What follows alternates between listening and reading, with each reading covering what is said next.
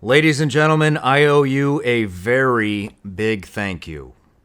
Today, I saw that Shawn Ryan Show is sitting in the number 4 slot out of all podcasts on Spotify. That's not number 4 in a particular category. That's not number 4 in society and culture. That is number 4 out of an estimated 8 million plus podcasts. Thank you for listening. Thank you for watching. If you would have told me that this show would be sitting in the number 4 slot after only 57 episodes, I likely would have called you an insane person. But here we are. Thanks to you. Thanks to you. Thank you to the guests who come here and they show vulnerability and they talk about topics that nobody wants to talk about. And they bring hope to the world. They uncover corruption. We shine a spotlight on evil. And it's just been amazing. It's been a hell of a journey. And lastly, I want to thank my team. My team is family to me. We run a very close-knit operation here. There are only 6 of us. That's it. And each member on this team is the absolute best at what they do. And I love them. Thank you. We're at number 4. But today I got my good friend Buck Sexton on the show. We decided to do a different type of episode. We're talking about just having a conversation about some of the current events that are going on both in the country and in the world. We kind of kick it off with some of the Twitter file stuff with Elon Musk. Move into Effrey Jepstein.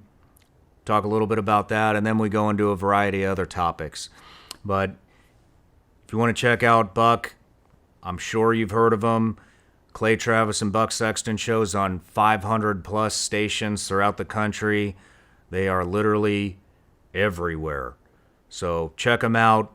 Please, if you get anything out of this, share the episode. Sign up for our newsletter. Leave us a review on both Spotify and Apple Podcasts. Ladies and gentlemen, without further ado, please welcome Buck Sexton to the Shawn Ryan Show.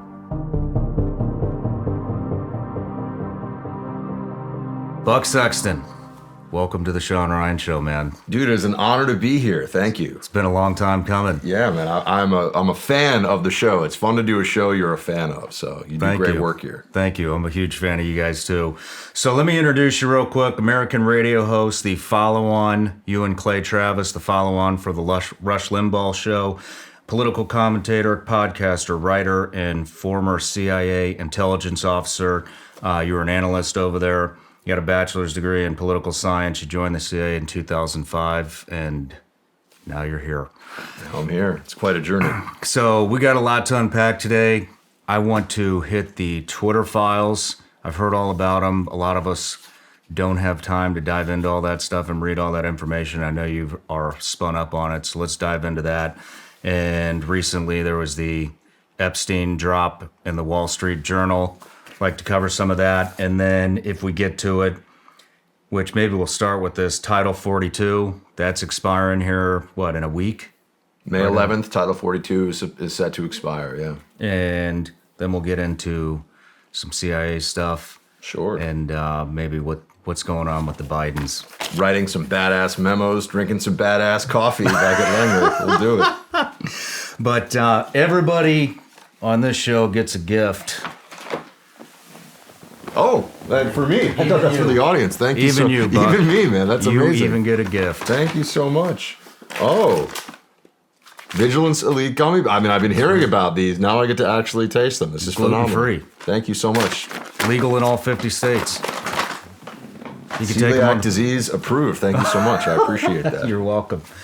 But where do you want to start? Do you want to start with the Twitter files? Do you want to start with Title 42? We could do. You were fired up about the Twitter files thing, and I am too. I just think it's interesting that something that should be the biggest story about the media within the general media ecosystem is almost entirely ignored. Yeah. Right. And we know why, but it's just fascinating. This should be a huge thing, right? This should be enormous. This should be Watergate, which people talk about all the time now. But because of the political implications of it, it is overwhelmingly ignored.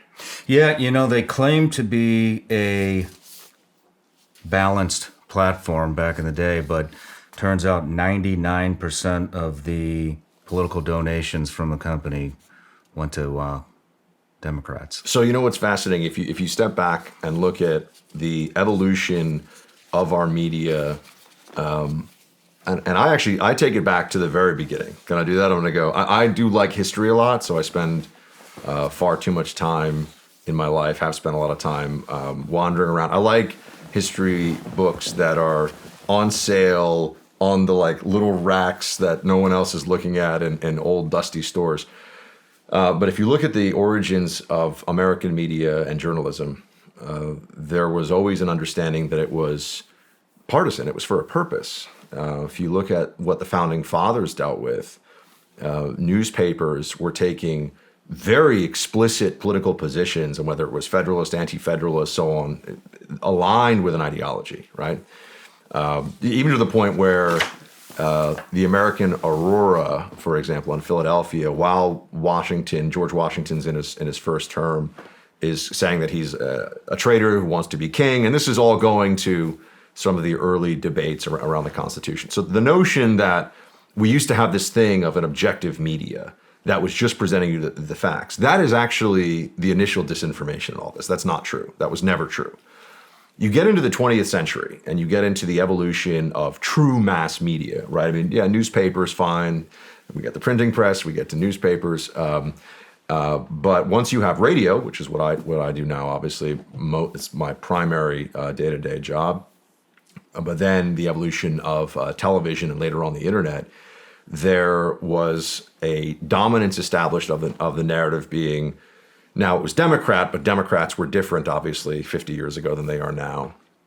But this whole notion of journalism as an objective, almost a science, and that's something I'll return to as well. The people who want to control you and want you to just shut up and listen, throughout certainly modern history, look at science. We'll talk about this in the context of COVID. But journalists were objective. That's not really true, obviously. We know that now.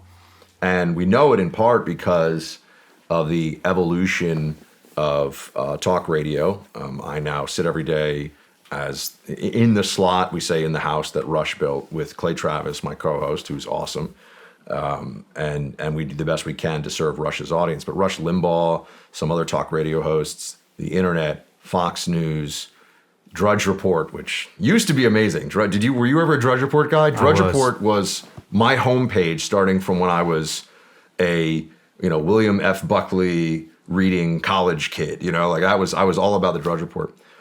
So I bring all this up because you had this break in the control of the narrative, where all of a sudden you had not just alternative voices, but powerful alternative voices, who, whether it was Bill Clinton's affair in the case of the Drudge Report, or obviously all the things Rush dealt with, there was finally a little bit of a counterbalance. And of course, the left hated this. The left is authoritarian, and I call them commies for reasons we can get into. They hated this. So then it brings us to social media. I know we've done a whole, but what happened is with the evolution, the early stages of the internet, finally it seemed like we were approaching something like a balanced playing field, right? Everybody had a blog and everybody could, voice their opinions. And some of the websites, the upstarts, became very, very popular. But what we realized was that even in this massive information, I don't want to say information warfare space, but it can be, this massive information superhighway of the internet, there are toll roads, there are choke points, there are ways that you can establish through what is effectively a monopoly, total information dominance.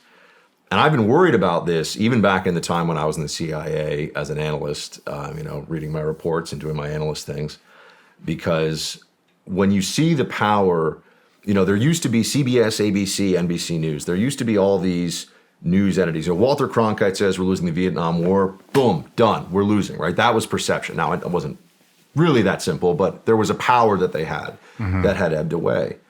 The power that they have replaced that with the dominance of social media platforms, which are not just Democrat aligned, which are truly left-wing evangelist run and operated, which is what we had seen, far outstripped, I think, what they had, let's say, in the the 80s going into the 90s or at a previous era, because they set these things up under the promise. Twitter, Facebook, YouTube, go down the list, right? And obviously Facebook owns Instagram, so same thing there.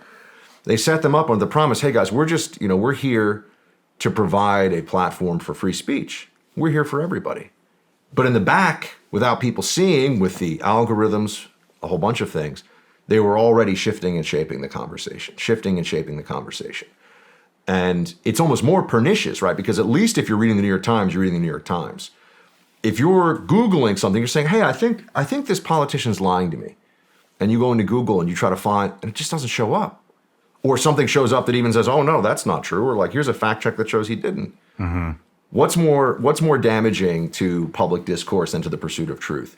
So that brings me all the way to Twitter. And I just think that's a necessary So you're saying it's always been imbalanced? Oh, absolutely. And it's always been imbalanced where Democrats are pretty much on top? Is that what you're saying? So it was always there.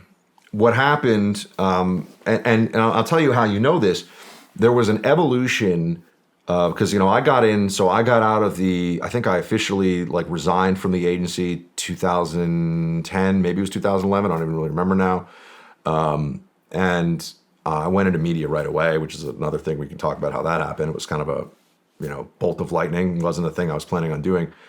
But even early on, I could tell, because you could tell that there were people who would get more traction on the left than they should for certain ideas and things. You could look at what would trend. You could tell there was an editorial bias for sure and Twitter's a platform I know the best. I've never been a Facebook native. I've never really been deep into the Facebook, Instagram world. I'm not a beautiful woman who can get 1 million followers by posting selfies. So unfortunately, which is, I know, a shock to your audience. So I've been much more of a Twitter guy. They were all along, they were skewing the playing field. But what happened, you could tell this also because people would get suspended. Originally it was you get suspended from Twitter in the Jack Dorsey era if you were conservative. And then there'd be an outcry why was this guy suspended for this? And then they'd say, oh, it was a mistake. I don't know if you were even paying attention to this back then. It used to be, oh no, it was a mistake, because people started to say only conservatives are getting banned. Only people on the right, only traditional view Americans, however you want to describe it. They were the only ones getting banned. So they would always say it was a mistake. And then they started to say it's a violation of terms of service. And then they started to say, well, we don't even have to share our terms of service with you. We just decide. And then it was you're banned and shut up, right? The slope was very slippery on this. Mm-hmm. And the pivot point for them or the tipping point for them was Donald Trump. Because I was at CNN in 2015, 2016, as mostly doing counterterrorism analysis on TV, which was a fascinating thing at CNN, because I'm the jihadists who are killing all of us, they're bad guys. We need to stop them. There'd be other CNN people who are I don't know. Maybe we should hear them out. I'm I think. Interesting. I've got a whole story about that. Yeah. I mean, they were the left-wing lunacy at CNN was already very present.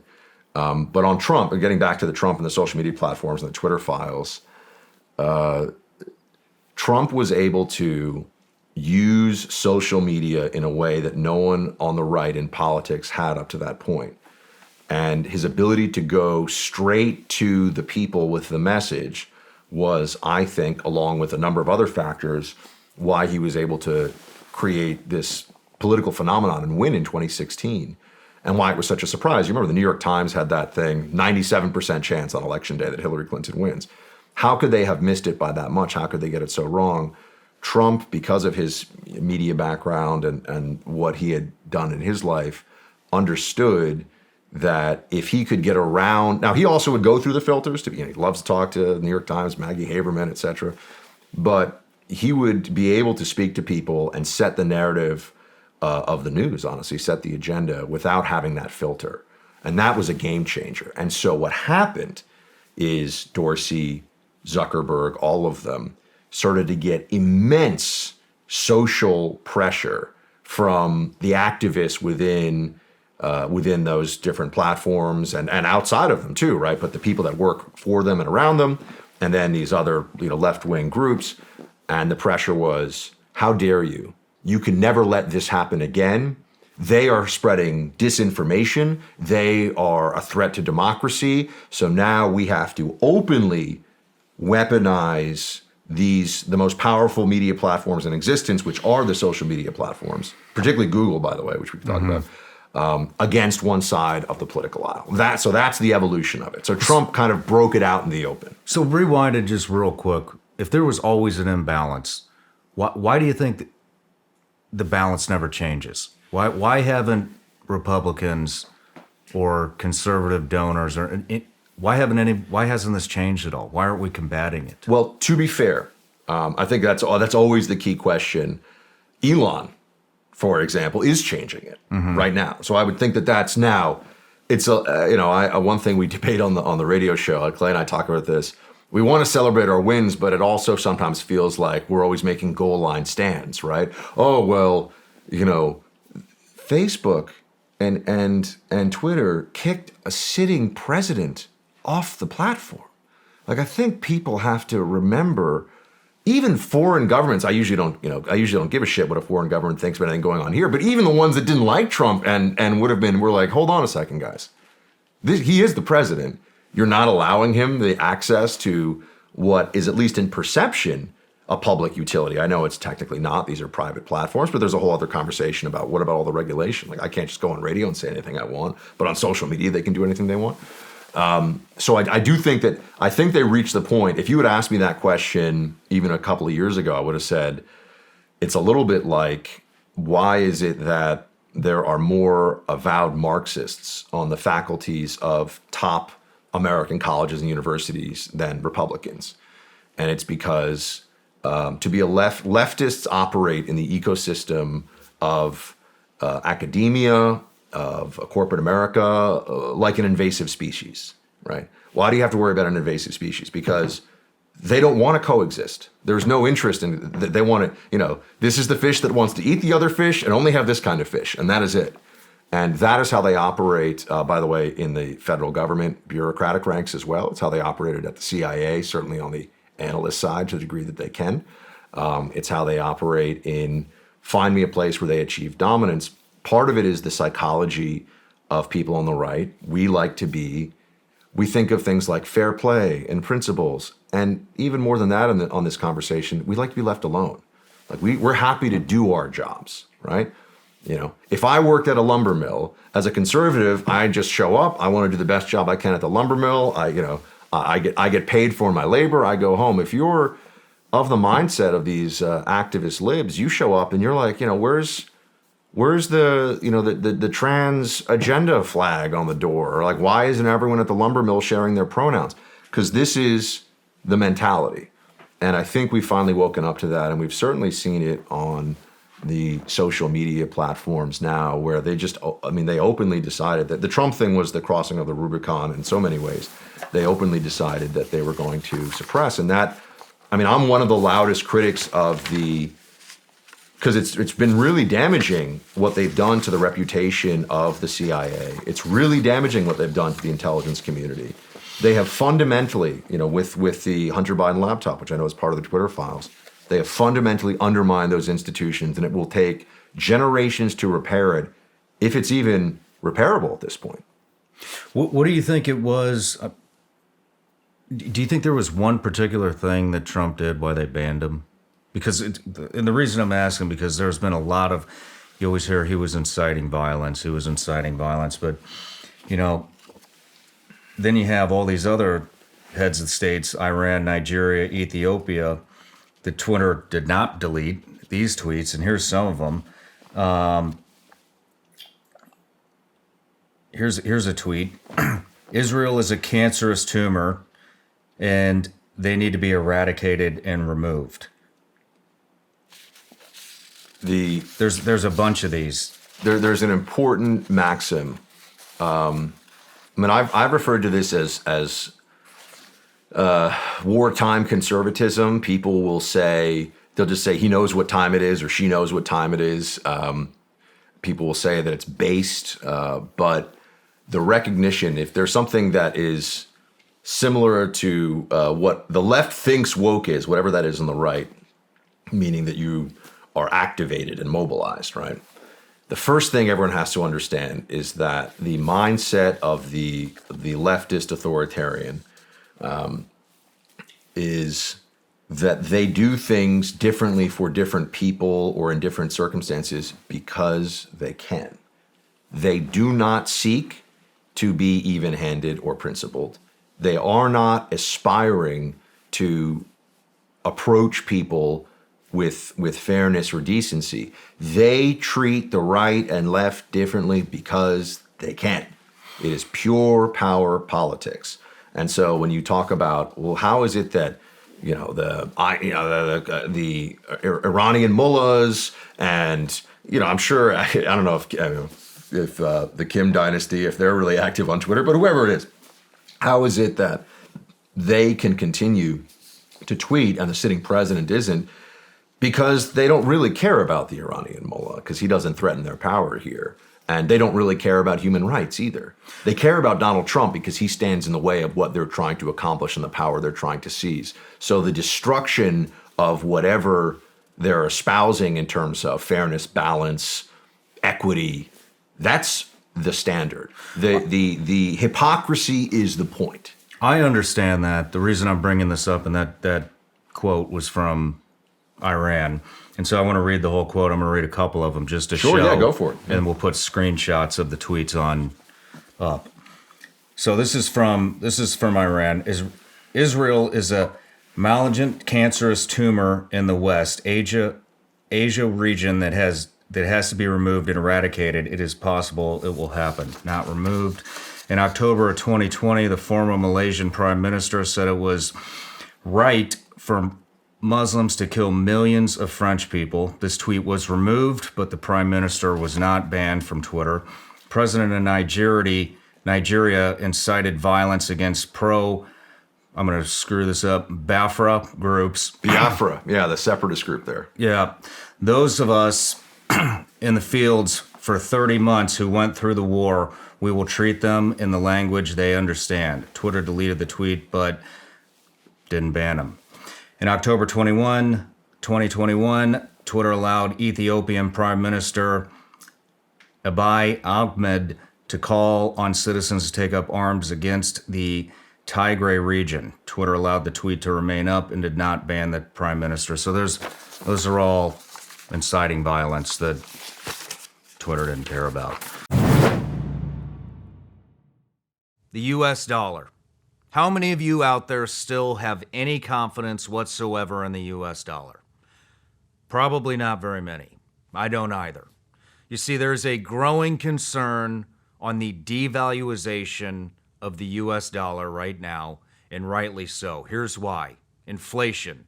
We are at an all-time high right now on inflation. It will now cost you $12 to buy one carton of eggs.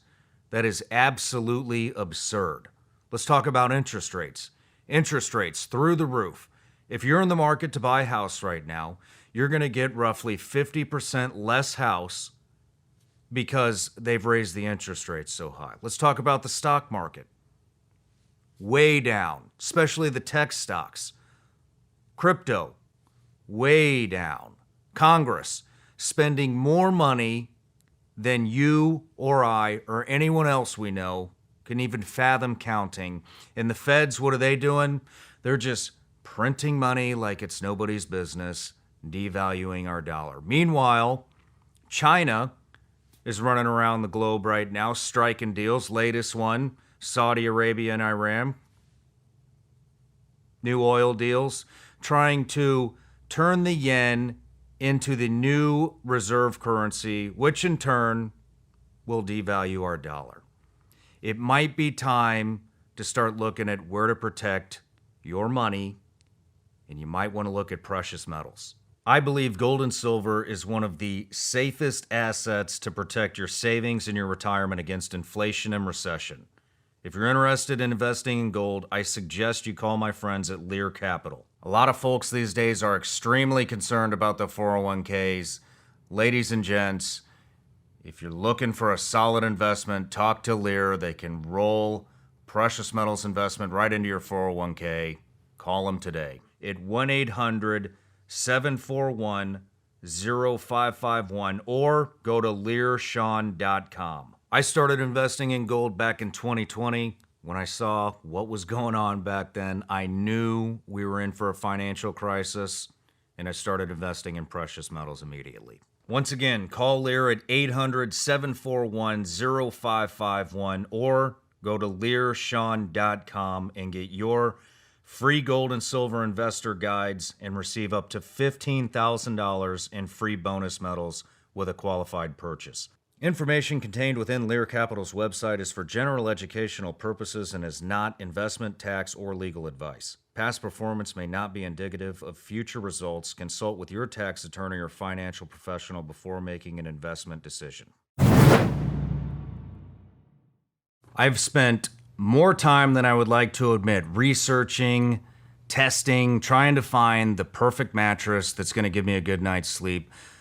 And it basically got to the point where I just gave up. I suffer from chronic back pain. It comes from 14 years of combat operations as a Navy SEAL and a CIA contractor.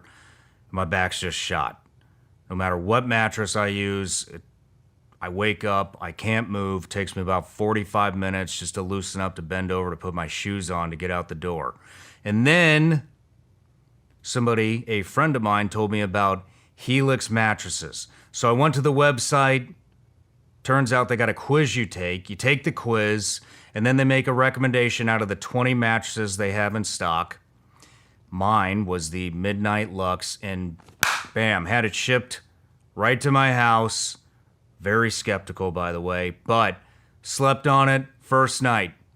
Slept like a baby. Complete game changer. Another thing I like about Helix mattresses is they have the enhanced cooling feature that keeps you from overheating. We've all used mattresses where you wake up, especially these memory foam ones, right? You wake up and you're sweating and you can't go back to sleep. Well, Helix is taking care of that. But don't take my word for it. GQ and Wired Magazine have named Helix their #1 mattress. Take the Helix Sleep Quiz at helixsleep.com and find your perfect mattress in under 2 minutes. Go to helixsleep.com/SRS. As a bonus, Helix is offering 20% off all mattress orders and 2 free pillows for my listeners. Again, that's helixsleep.com/SRS. This is their best offer yet, and it's not going to last long. Go to helixsleep.com/SRS. I don't think Trump had anything even close to any of those tweets. They're liars. That's what you see. They're liars. And we all know it now. And everyone knows it now. So it's out in the open, which is a good thing. There's no doubt about it. And that's why on the Hunter Biden laptop issue, I was shouting about this from the very beginning because, I worked for Hayden, who was CIA director. I worked for Morrell when he was acting director. Now, I wasn't walking in and out of their office every day, obviously, but they were chain of command. That's who ultimately, as a DI analyst, was at the top of the hierarchy, and we were supposed to have respect for them, at least insofar as they really cared about the mission, and there was something more than just petty partisan nonsense going on with them. And after this whole phenomenon of the Twitter files and everything is only possible because Elon bought Twitter. Elon bought Twitter, and I think this was because of a number of things. The Babylon Bee, where Seth Dillon. Do you ever see the Babylon Bee stuff? I do. They're great. They're doing really fun stuff. Babylon Bee guys are doing a great job. Seth got locked out of his Twitter account, and he and Elon know each other. And he's just like, "What do you mean?" And it was over Rachel Levine as Man of the Year was basically the tweet. And Rachel Levine, as you know, is a transgender man who was like an admiral in HHS or something, I forget, Health and Human Services, and had been called Woman of the Year, which should be an insult to any person who lives in reality, because this is neither a woman nor the Woman of the Year. But he got locked out of his Twitter account because of that, okay? So for the objective, and I think this is important to what we're saying about how they're liars, for the objective statement of fact, Twitter destroyed his account, locked him out forever. And for different media entities, commentators, that can really hurt your business. I mean, there's real consequences to this. It's not just like, oh, well, now I can't, post on the local message board or something. It really matters. It's meaningful. So that then also brings me back to the whole era of the deplatforming that occurred right around the 2020 election. And you had the 51, was it 50? I keep forgetting. It's 51, right? Former intelligence officials who signed something that they had to know was false and moronic. They hadn't seen the laptop data. I knew people who had mirrored it and were offered it to CNN, offered it, said, hey guys, here we go. Dive through it. Find me the Russian disinformation in here. And also think about if the story wasn't true, leaving the laptop at Hunter Biden's he's a crackhead and he's a total mess. I mean, the notion of him forgetting a laptop somewhere and never picking it up is completely credible. Let's talk about what was on that laptop first. Sure. Hunter Biden. So there's the salacious stuff that has made its way into the realm of the New York Post front page and all this sort of stuff, and then and to be clear, there's people over there who've done great reporting on it. Miranda Devine has done awesome reporting on it, and they were right. They were right on the Hunter Biden laptop and deserve a tremendous amount of credit. But I think that because the salacious stuff just sticks in the mind more, Hunter wearing a boa in his tighty whities with a couple of hookers, you've seen this stuff too. It's just, the guy's really depraved. He's a person who's really in need of serious assistance. And there's the part of it that we're just saying there's just that interest in someone who's in this state of collapse, I think, or who is a public figure that has messed up his life so much. But then there's the important stuff, which I think is what you're alluding to, which is, where was Hunter getting his money from? Mm-hmm. Right? Do you think all this stuff was a cover-up for that? They wanted to bring kind of the sexual, whatever you want to call it, the sexual stuff up to kind of breeze over the important stuff in the media? I think it's a challenge because even people who want the real story of Hunter Biden and really the corruption that the Democrat Party completely allows and encourages at the very highest level, whether it was the Clinton Foundation, which was clearly a pay for play scheme. I'm on record. When I was trying to fight commies over at CNN on the air, I would say, because they would talk about the Clinton Foundation, they would say, well, it's a charity. And I said, well, it's not really when you're getting paid $800,000 a speech and flying around the world on private jets, you're not really operating a charity, right? Bill Clinton made $800,000 from, I think it was a Russian-backed bank, was the most he ever got paid for one speech. They were clearly peddling influence, at least the belief in the people writing the checks that they were selling influence. And I said, well, what if I'm in an elected office? I used to say this on the air. And my wife were all of a sudden a painter. And I'm not taking any money from anybody, but she's selling paintings for $1 million a piece. That's what the market will bear. That's what they go into her gallery, they pay her $1 million. Would that raise any eyebrows for anybody? Because it's effectively what the Clinton found. Hunter Biden's doing that. And they won't disclose who's buying these paintings. Think about that for a moment. You come up with a theoretical to show how crazy, how dishonest, and how cynical all of this is. And it's just a matter of time before they actually do the thing that you're using as the example of how corrupt and dishonest they are. So he is making these finger paintings or whatever they are for $50,000 each. Everyone can check that. That's real. The sitting president's son is doing that. But on the point of where he got his money from and what's on the Hunter Biden laptop, he wasn't getting paid by the Swiss. He wasn't getting checks from the Ministry of Foreign Affairs in Thailand or something. Maybe that would raise some eyebrows too. I don't know. He was getting it from China and Ukraine. He was getting it from our biggest adversary, and he was getting it from a country where his dad, as vice president, was specifically head of the foreign policy portfolio for the Obama administration in that country at a time when that country was on the brink as it was, and U.S. aid and support was basically live or die. And Joe Biden is on video bragging about how he fired the chief corruption prosecutor in that country. Like, the worst, this is what we'll talk about this with Epstein too.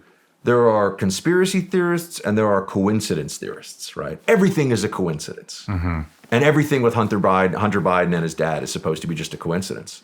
This is where the money comes from. This is how it's being handled. This is what's going on. How did the FBI get involved in all this? So one thing that I think everybody has to start to get acclimated to or aware of, better way of saying it, is the counterterrorism apparatus that you and I were familiar with back in the day of the GWAT, right, the Global War on Terror, and the government agencies with all of their resources and all their personnel who are trying to find ways to justify their day-to-day, particularly on the civilian intel agency side. That hasn't gone away. And a lot of the language, a lot of the bureaucratic approach that was used in the global war on terror to deal with, ISIS, Al-Qaeda, Boko Haram, Al-Shabaab, go down the list, all these different groups, you're noticing that there are domestic focuses now from FBI and all the rest of them that mirror the language, the surveillance tactics, even some of the threat level and concern. I mean, somehow we have transitioned from we're all on the same page as a country that Bin Laden, Al Qaeda are a mortal threat and are avowed enemies, and we got to just put aside some of the political stuff for a while while we take care of them. You fast forward 20 years, what does the counterterrorism apparatus of the United States government say is the biggest threat to this country right now? And as you well know, it is white nationalist, white supremacist, right-wing Republicans, basically. And they connect these are not the same thing at all, but they connect these things purposefully. And we are at a time now when, the FBI has, at least at a senior level, and the intelligence agencies, they have chosen a side. And the side is not with the Constitution and the people. The side is with what I call the apparatus, the machinery of the elites and their power and how they run this country. You asked how the FBI got involved. The FBI realized that the surveillance capabilities of the social media companies exceed anything that the federal government is really able to do, because people don't realize how easy it is for the acts, right? It's one thing, if you think you're being watched, maybe you'll, have a courier in Afghanistan and it'll be on, you'll be riding a donkey across the mountains because you don't want the satellites to pick things up, whatever. But if, one, you think you have no reason to be watched, and two, you're on a commercial platform that shouldn't be just open to the whims of the federal government to snoop on, you'll be very free, you'll share your thoughts, you'll talk to your buddies, you'll talk to your friends. Well, now, sharing your thoughts with buddies and friends about what you think happened in an election or what happened in the government, I mean, this has just happened too. I mean, this, as we sit here, this is a new phenomenon. They have established that having the wrong beliefs and thoughts about an election and saying things about what you want to happen or think should have happening is sedition, which is basically treason. So we are heading down a very dark pathway with that. And it is, the train is no longer out in the distance, you're not just kind of hearing the faint sounds of the train on the tracks. You're feeling the rumble now. It is coming. It's coming in this 2024 election. I'm deeply concerned about how this is going to play out for all of us. The fact that the FBI and the intelligence agencies have, whether it was with Russia collusion, Hunter Biden laptop, the Twitter files, they have become much more like domestic intelligence services in other countries. You know this. Mm-hmm. What is the fixation of domestic intelligence services around the world? It's not stopping the bad guys from doing bad things. It is regime security, keeping the people who pay us in charge, keeping the people who we share our ideology with or our worldview or whatever, keeping them in charge. That is the primary, you could say in some of the Western democracies, hopefully that's not true, but in most of the world, right?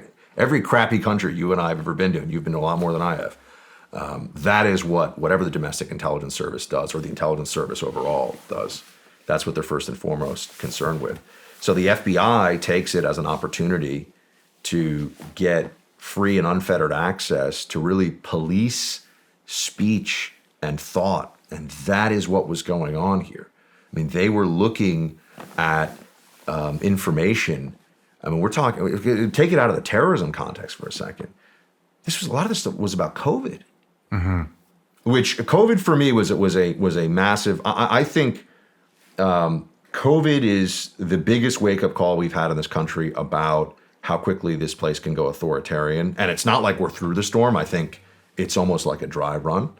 And it's one of the biggest political awakenings I've had, honestly, since the whole 9/11 era and everything that we saw and dealt with there. So you think COVID was a dry run? I think it's a dry run in terms of the way what I call the apparatus was able to make people do things that were objectively worthless and even crazy because they said so. The foundation of a totalitarian society is the ability to make people say, affirm, and even believe lies. This has always been the case. The Soviets, actually, it's fascinating when you go back and look at some of this. Lenin wanted to create a new Soviet man, and that, of course, was going to be somebody who was just 100% devoted to the revolution, 100% devoted to whatever it is they wanted to say. And, as we know, the Soviet Union became the evil empire and immiserated hundreds of millions of people around the world, and millions of people killed in purges and all the rest of what we know from history. Pavlov, training the dogs, conditioning. You go back to the origins of the Soviet system, and Lenin himself had a fascination with Ivan Pavlov. Why? Well, if he could condition the dogs in this way, why can't we condition the people in this way?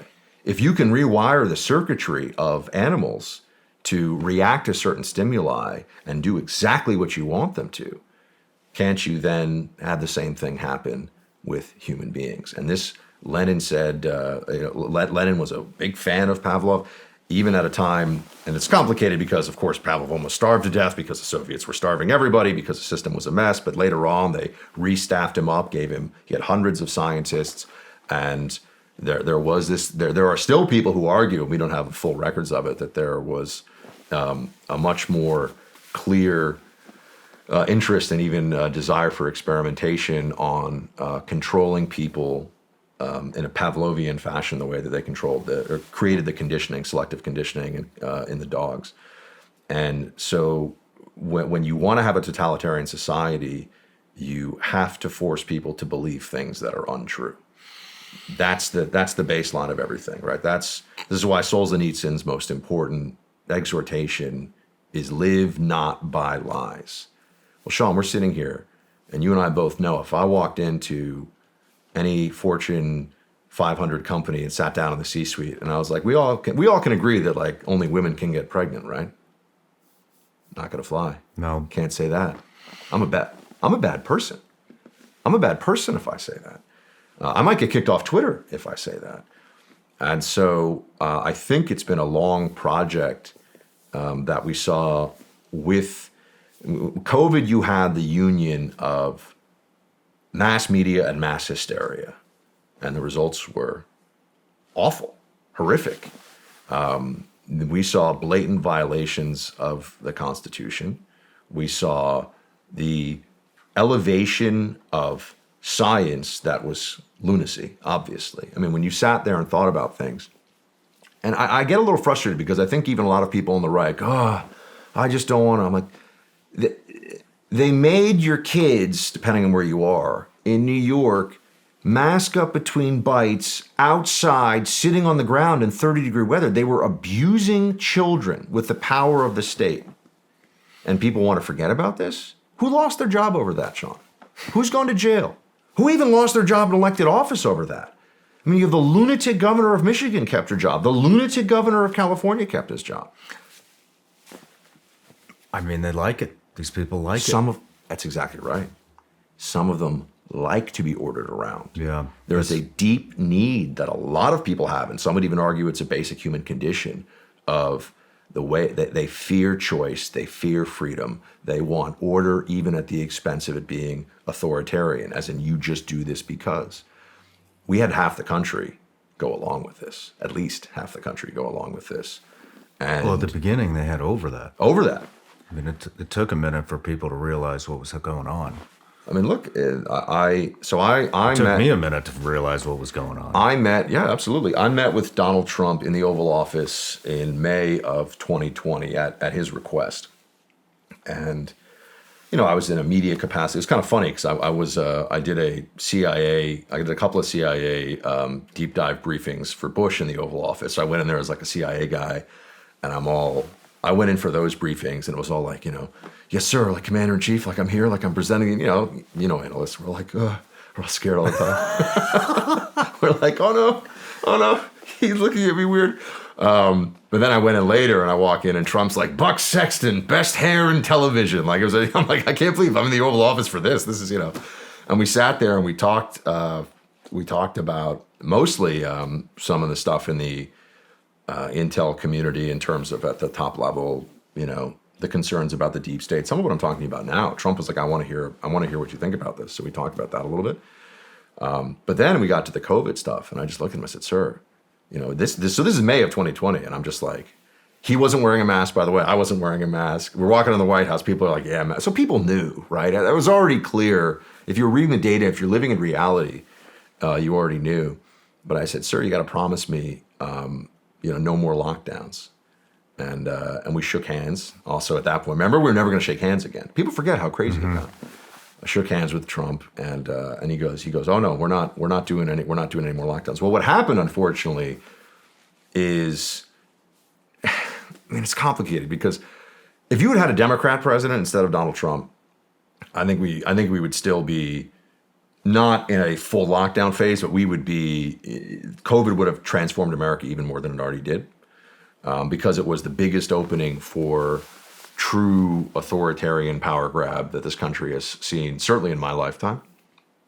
But he let it go to the states. Well, the problem is now you have all these blue states and all these blue cities and these even red states that are still acting like maniacs. And people weren't really protected from it. And this is why, look, I moved from New York to Florida. I'm a Florida resident now. I moved to Ron DeSantis' Florida because of people shouting at me, as I was walking through the lobby where I live, "Put your mask on." I just want to look at them like, why are you insane? What do you not get? Sitting down, taking your mask off when you eat, you're not, but wearing it when you go to some things, like this is all virtue signaling. This is all garbage. And anyone who was willing to think through the situation themselves, I think, came to that conclusion. I didn't want to get too far afield from didn't it just come out a couple of weeks ago that the masks, now the science has been released that the masks had less than a 10% success rate of spreading COVID? So Fauci said that they work at the margins of 10% in the group setting. Fauci, it's actually funny, he went to my high school. So he's like the most famous alumni of my high school, which I think is so, yeah. I don't know. Maybe I'll get more money than he does in the celebrity lunch raffle or whatever they raffle us off this year because people have realized what a fraud he is. So the deal on masking was compliance training. Masking was never really it was compliance training, and it was a signaling mechanism. Be scared. We're in a pandemic. You're obeying. It was a constant reminder because otherwise people might have just started to be like, I'm living my life and everything's pretty fine. And, we're all going to go at some point anyway. I think conservatives in general have I think the conservative mindset has more of an understanding and acceptance that we're all going to die at some point, and so they're less likely to live with this sort of hysterical fear that pervades all their beliefs about everything, whether it's climate change or any number of things. But on the masking, so yeah, I used to sit with people. I would try to walk them through this, and I would say, so why do we mask on planes? Because I had people that knew me growing up in New York, and they're reaching out on this. And why do we mask on planes? And they'd say, oh, because you're in really close proximity to other people. And you realize, yeah, but you realize that you're pulling your mask up and down to drink. You're pulling mask up and down to eat. You know, if I told you in the simplest terms to go out into the rain, but you're going to wear a raincoat for half the time you're outside, you're wet. Like, what's the point? It makes no difference, and it's absurd. And if it worked, why hadn't people been doing this before? And I think, unfortunately, we got into what Matthias Desmet wrote the book on it more recently, but the original is a 19th century Frenchman, Gustave Le Bon, who wrote The Crowd and Mass Formation, or Mass Formation Psychosis. And it's just people wanted to be herd animals. They wanted to be protected. And if you wore a mask, you were a part of the herd. And that was the baseline, it goes back to Pavlov and all that, man. That's the baseline psychological conditioning that was underway. Man, let's. Can I get fired up about just the Twitter files thing for 1 second with regard to Hunter Biden laptop? Okay. So I sit here, and I know you've had a number of great patriots and former CIA guys sit here. The CIA brand, and I'd say the intelligence community brand, has been really unfairly maligned and undermined by the actions of some partisans at the very top of that bureaucracy. I mentioned some of them were my chain of command at the top, so I'm slightly familiar with some of them. But they became unhinged because of Donald Trump, and that brings me to the Hunter Biden laptop. It's funny because they're supposed to be disinformation experts, and what they did was create disinformation. They knew that the laptop was probably real. Everyone knew the laptop was probably real, but they had a purpose. They had a mission, just like good little FSB officers would. Don't ask any questions. Don't worry that it's a lie. It's game time for this election. Joe Biden is a clown who, on his best days, it's an insult to the notion of the presidency that this guy would be in charge of anything.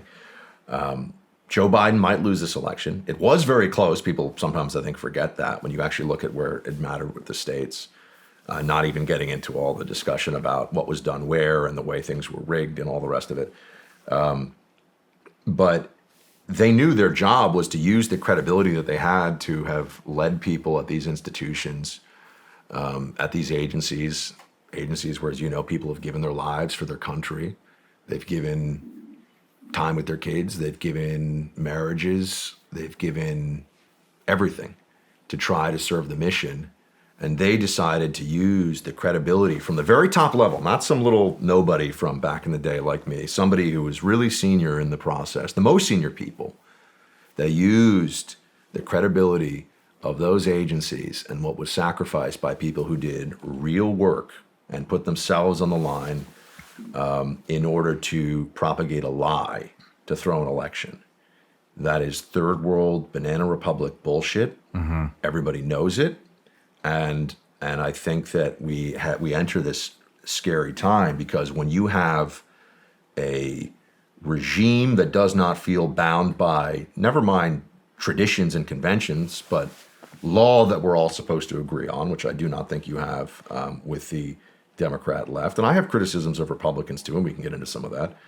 But when you have a regime that does not feel bound by tradition and law, and you have an intelligence service or an intelligence apparatus that feels its primary mission is to the regime and not to the people and not to the Constitution, really bad things can happen. And I do believe that is where we are.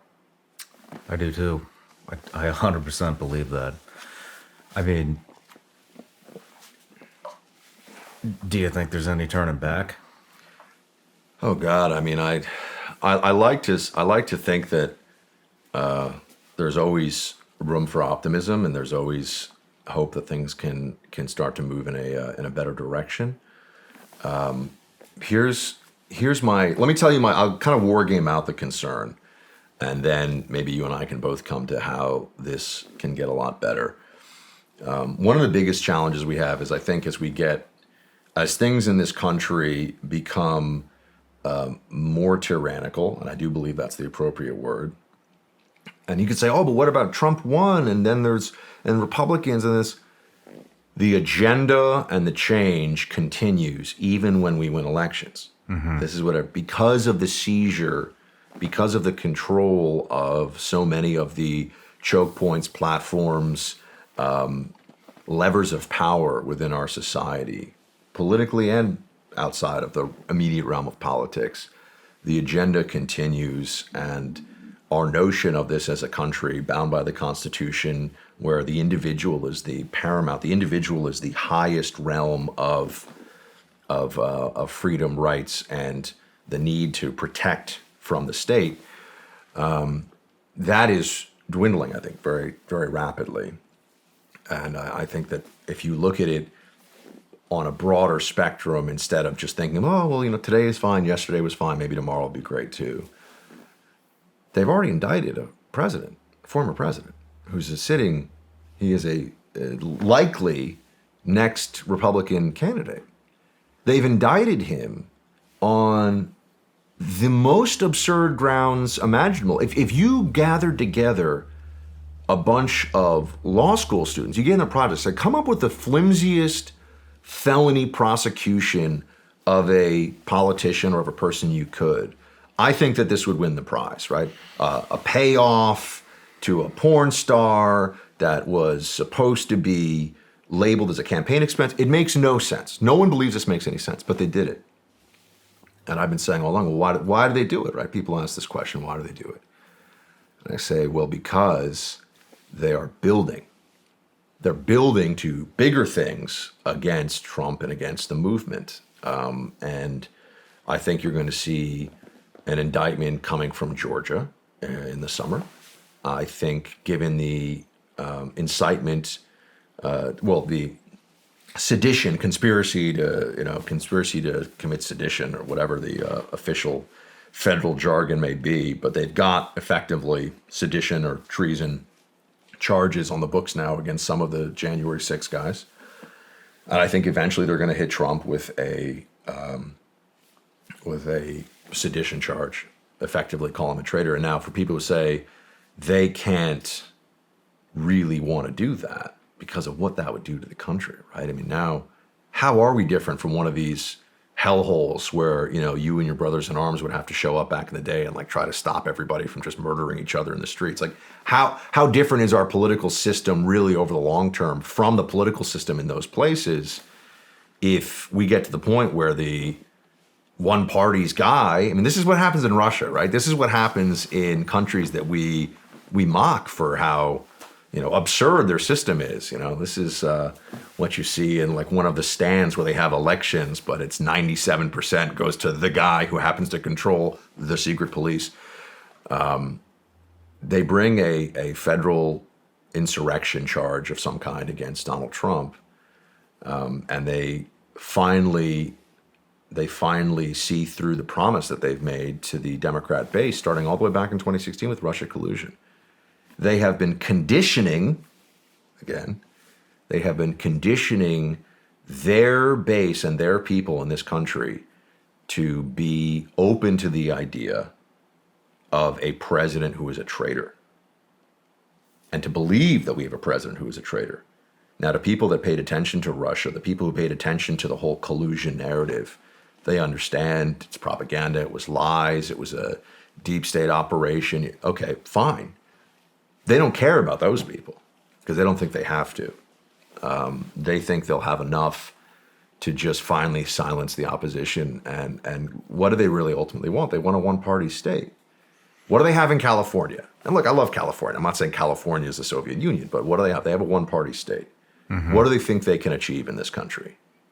I think they believe they can achieve. Nominally, it's a democracy, sure, or a republic. But I think they believe they can achieve a de facto one-party state. And the way to do it is to just completely destroy the existing Republican Party by indicting and maybe even imprisoning Donald Trump. And they'll feel good about themselves as they do it because they've convinced themselves that Donald Trump is a traitor to his country, even though the Russia thing's a lie. They don't believe it's a lie. Do you think they're going to indict Biden or Biden's son? Because it's looking like in the media they're going to go after him. So this is a great question. Generally speaking, Democrats, as we know, live by an entirely different set of rules, right? When they matter to the party, people say, "Oh, what about some city councilman that was found with, a paper bag with $200,000 in it or something? He went away." I'm like, yeah, because they don't care, because the guy doesn't matter, right? Mm-hmm. If you matter to the system, if you matter to what they're trying to achieve, Hillary Clinton's a perfect example of this. I mean, you know this. If I sit down with you, I'm your lawyer, and you tell me, "Hey, man, look, I kind of wanted to rock out my own way when I was working with the government, and so I maybe have 100 TS documents just sitting on my server right now." I'd be like, "We need to talk about a plea bargain to make sure you see your kids graduate from college." Like it's bad news, right? This is a bad situation. Hillary Clinton, they just made the whole thing go away. They just made it go away. They didn't even no plea, no nothing, right? It was sort of. So that's generally how it goes. To the Hunter Biden question. I mean, the guy has, based on the fact pattern we know, committed serious and multiple federal felonies.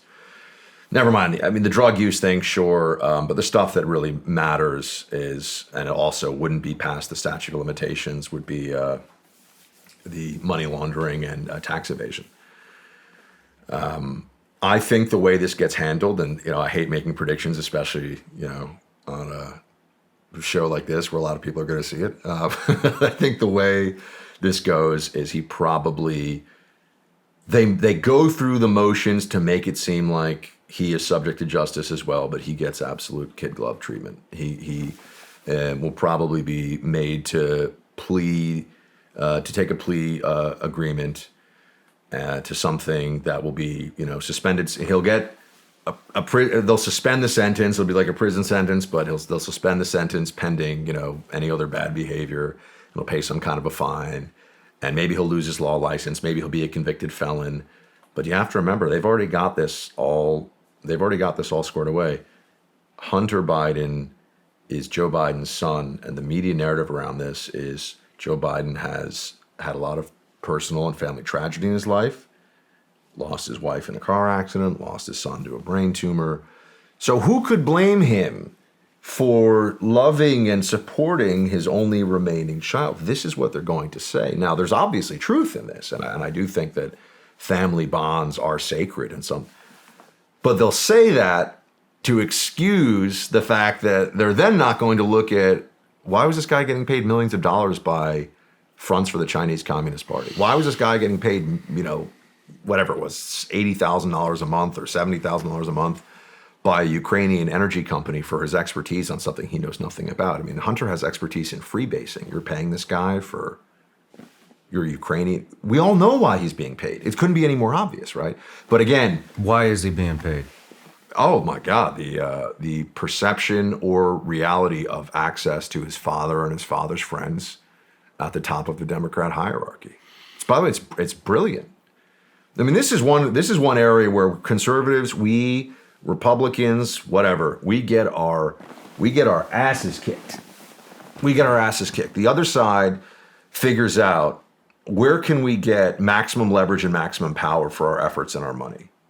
And they just go, We sit around, we're like, well, what would John Adams do? Like, we have a very different approach to these things. Like, we don't, what would Reagan say about this? We're not dialed in the same way, although I do think that started to change in recent years. So with Hunter Biden, I mean, you think about even just his dad, they don't even have to have explicit conversations about it, but it can just be, hey, Dad, I'm doing... Remember, he's lied about knowing what his son did, as we know. So he's already on the record. He lied, so he knew more than he said. I'm sure he knew a lot more. But, hey, Dad, I'm getting, paid really nicely by this company in Ukraine. That's all it takes. Because then his dad, when he's talking to, as he did, I mean, this is not theoretical, interacting with the Ukrainian authorities who are looking at corruption because it's a wildly corrupt country, as we know, it's, well, focus on this, not that. Focus on this company, not that company. And Joe's standing there effectively writing the checks for the U.S. government the whole time. It's brilliant. I mean, it's like, the evil genius of our civilizational destruction, George Soros, nobody had ever thought to just put money into district attorney races in places where they don't live, where they maybe have spent no time, just because they realize that that is a weak seam in the system. There's no oversight. A prosecutor can effectively nullify whatever laws he or she wants and can turn a place into anarchy. And there's almost not, unless a governor is going to remove that person or the mayor is going to fire them. And that doesn't happen in Democrat enclaves, so that's not really a worry. There's really no oversight of the decision-making process. And it's not a lot of money. I mean, you look at the tens of millions Soros put into these places, and if your idea is to create a fertile ground for at least an ideological revolution in America and the transformation of this country into something other than that which it is, destroying law and order through radicalizing, through pushing for these radicalized prosecutors is, this is like, low-tech, high-outcome stuff or low-cost, high-outcome stuff. This is easy to do. Talking about the deep state and Soros, how do you think this is all, who's running this? How's this all intertwined? I talk about this as the apparatus, and friends of mine joke, they're like, is it kind of like the Matrix? I'm like, a little bit, except with, communists instead of machines. I think that there's a belief in this country that we have, with the fall of the wall and the collapse of the Soviets, that we have defeated collectivism. Right? They're done, finished. Put aside communist China, which is really a hybrid model. It's not communist in the purely Marxist sense. It's obviously operating on a market economy, but there's some other. Anyway, that's another part of the conversation. Like, what's going on in this country? There's been collectivist infiltration ideologically of the most powerful institutions in America, even outside of elected office, and that has been a decades-long process where there are people who are true believers who push this stuff. Who push collectivism, who push different, we're having conversations all the time about, well, is it cultural Marxism we should call it, or wokeism, or where did this thing come from? And the reality is it's always been there. It's just gotten more powerful, and it's taken different pathways than it has historically in other places. I mean, McCarthy. Here's a perfect example of this, right? People throw on this term, they say, that's McCarthyism. It's like, oh my gosh. It's like not as bad as like racism, but McCarthyism is another badism, right? McCarthy was mostly right. What he was saying was overwhelmingly true. It was certainly true about the high-level penetrations of the United States government by not just communist sympathizers, but by the KGB. This is very real. And we know this because of the top-secret military project, the Venona, Project Venona. So there were communist infiltrations of the United States government at senior levels. There were a lot of them.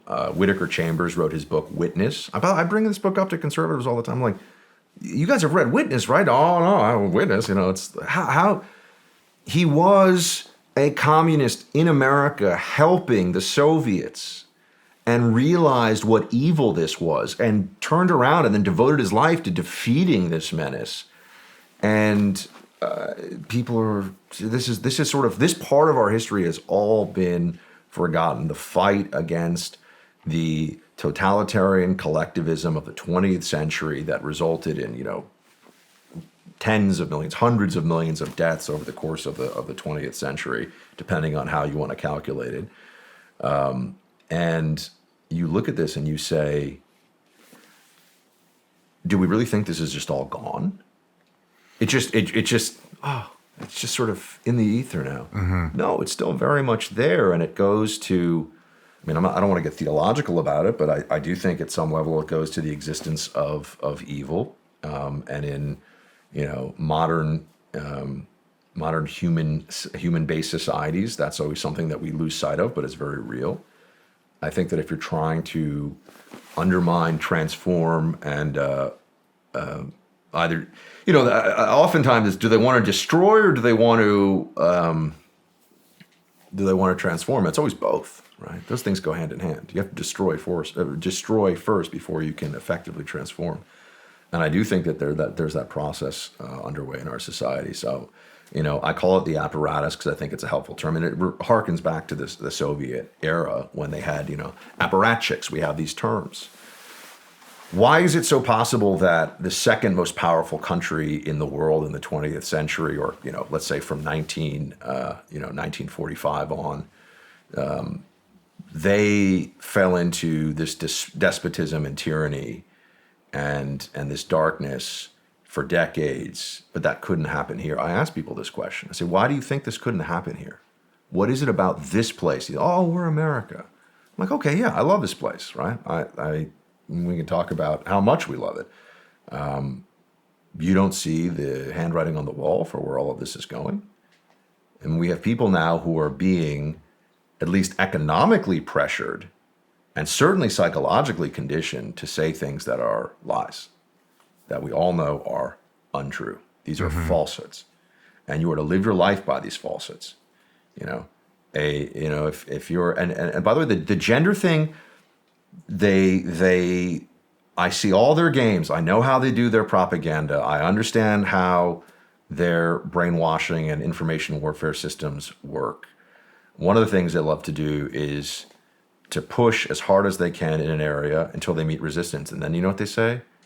What are you talking about? We're not doing that. We don't really want your kids to be changing in a locker room with people who are, of the other gender. We don't want, if somebody out there has a 14-year-old daughter, we don't want her changing in a locker room next to a, 30-year-old guy who actually says he's a woman as of a year. We don't want that. They absolutely do want that. And they keep doing it over and over again. But the moment everyone goes, hold on a second, we've got a problem here. They go, oh, we don't, this is why. And then they do, why are you so focused on this? Are you a bigot? Something wrong with you? You a bad person? Turn it around right away. Classic mind control tactics, classic techniques of brainwashing. And brainwashing, comes from communism, by the way. I mean, the whole term of brainwash is a term taken from Mandarin Chinese for wash brain, which is what was said to have been done to prisoners of the communist regime. Because some of them came out and they're like, they were changed, right? They were fundamentally changed through the isolation, torture, stress techniques, struggle sessions, all of that, which we could talk more about. So, but they tell you that these things aren't happening, and they actually are happening. And everyone needs to understand that. And it's very real. That's kind of, nobody seems to know where the head of the snake is on this. Where is it coming from? Comes from within all of us, unfortunately. It's the existence of evil in humanity and of, the devil is the father of lies. And I'm not somebody who talks about church or faith or anything really very much publicly. But we're entering a phase here in this country where I think that evil is getting its way much more than any of us would have anticipated even 20 or 30 years ago. I think that if you're asking from a systematic, which I know is what you are, but I do think there's a broader philosophical point here. I mean, I do too. I've come to that conclusion as well because really? Nothing makes sense. Yeah, nothing makes any sense. Shawn, if I told you that we would be able to easily now do a quick Google search and find political leaders and activists across the country on the left who would say, if you want to abort a baby in the 9th month, the week that it is due. There is nothing wrong with that. And in fact, it's a celebration of freedom. If I had told you that 20 years ago, maybe even 10 years ago, but 20 years ago, you would have said, come on. Safe, legal, and rare. My body, my choice. People. I'm not saying, you know what I mean. Like this would have been the opposition to it, right? Oh no, that's not true. It is 100% now dogma, doctrine. Speaking about what's true and not true. 9 months, you're a dad. 9 months, it's a baby, right? We all know it's a baby. We can talk about some of the other political realities of what should be the law in different states and everything else. But they openly say it's not a baby, and in fact, we should celebrate the termination of this life as a act of freedom. Janet Yellen, the Treasury Secretary, I didn't think this was a minor thing. She says, one thing we could do to help the economy, and I'm paraphrasing, but more abortions. What? First of all, it's not even true. It's not even accurate. Put aside the humanity of it. We actually need, and this is one of the things I love. Elon Musk is a genius, I think. I think that's fair to say. I don't throw that term around a lot. Mozart is a genius, and there's some people, Einstein is a genius. I think Elon Musk is a genius. But he's so right on we don't have enough. We don't have enough people. We're not making enough people right now in a lot of parts of the world, and really actually overall globally, you make the case we're just not having enough children. One of my regrets is I wish I had actually started. I'm married now, and we're hoping to start a family very soon. But I wish I had started a family. I hadn't met the right person. I wish I started a family even sooner. But there was all this propaganda, all of this. Oh, you have to get all these things set. What? So that so I can make VP somewhere or something. All the thinking of this I think is skewed. Anyway, I don't want to. I'm sorry to divert because your question is core. It's key. The apparatus. Where is the top of it? And it's something that I struggle with all the time. It's just so well organized. Everything falls into, looking at it from the outside, everything seems to fall into place just perfectly. Everybody's in on this. Yeah. There's and you keep referring to the left, but there's also people on the right that are part of this. Mitch McConnell, we know he's taking. Oh, the machinery, for sure. It's all intertwined. So here, it's so well organized. That's what I can't wrap my head around is nobody seems to be able to define where's the source of this? Where is it starting from, and how is it so well organized in infiltrating literally everything? I think that there are a few things. I want to deal with the Republican part of it first. The Republicans who are a part of the machinery of the elites right now, I know why they're doing it. They're doing it because they're cowards. They're doing it because it's in their interest. They're doing it because they don't want the heat and the death threats, and they don't want their wife to have someone throw Chardonnay at her at the country club, right? I get it. I know why. Now, this isn't to excuse it, but this is to say they're just succumbing to the pressure and the incentives. Pressure and incentives.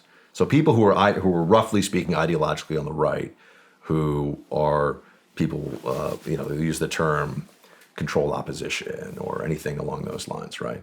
It's the incentive structure. They want that one editorial in the New York Times about the newfound respect.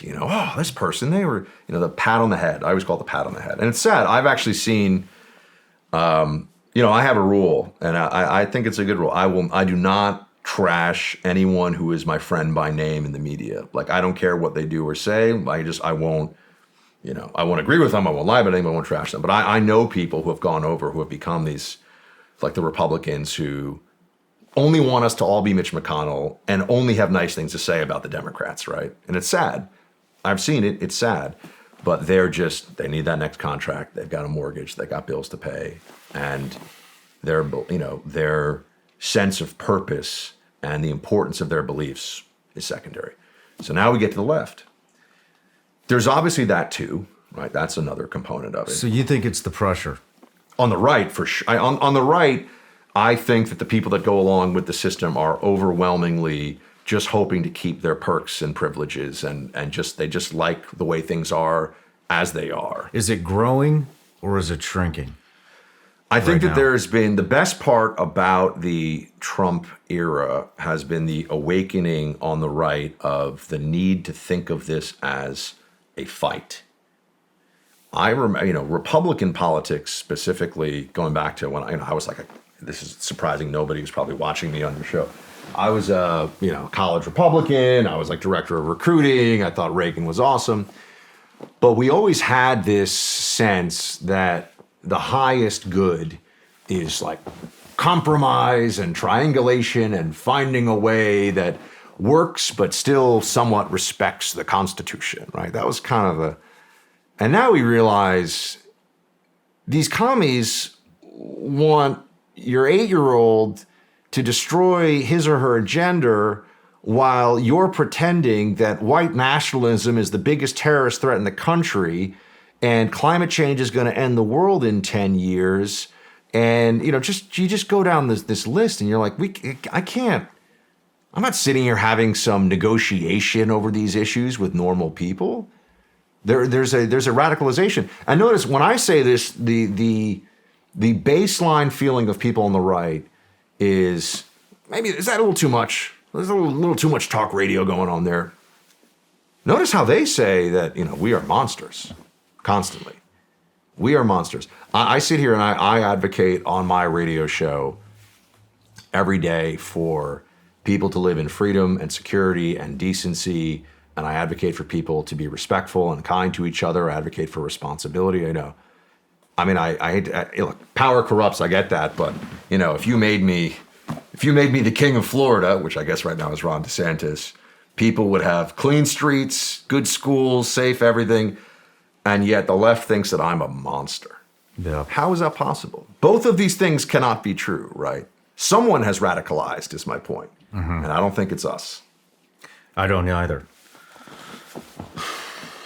But do you think this is shrinking or is it growing? I think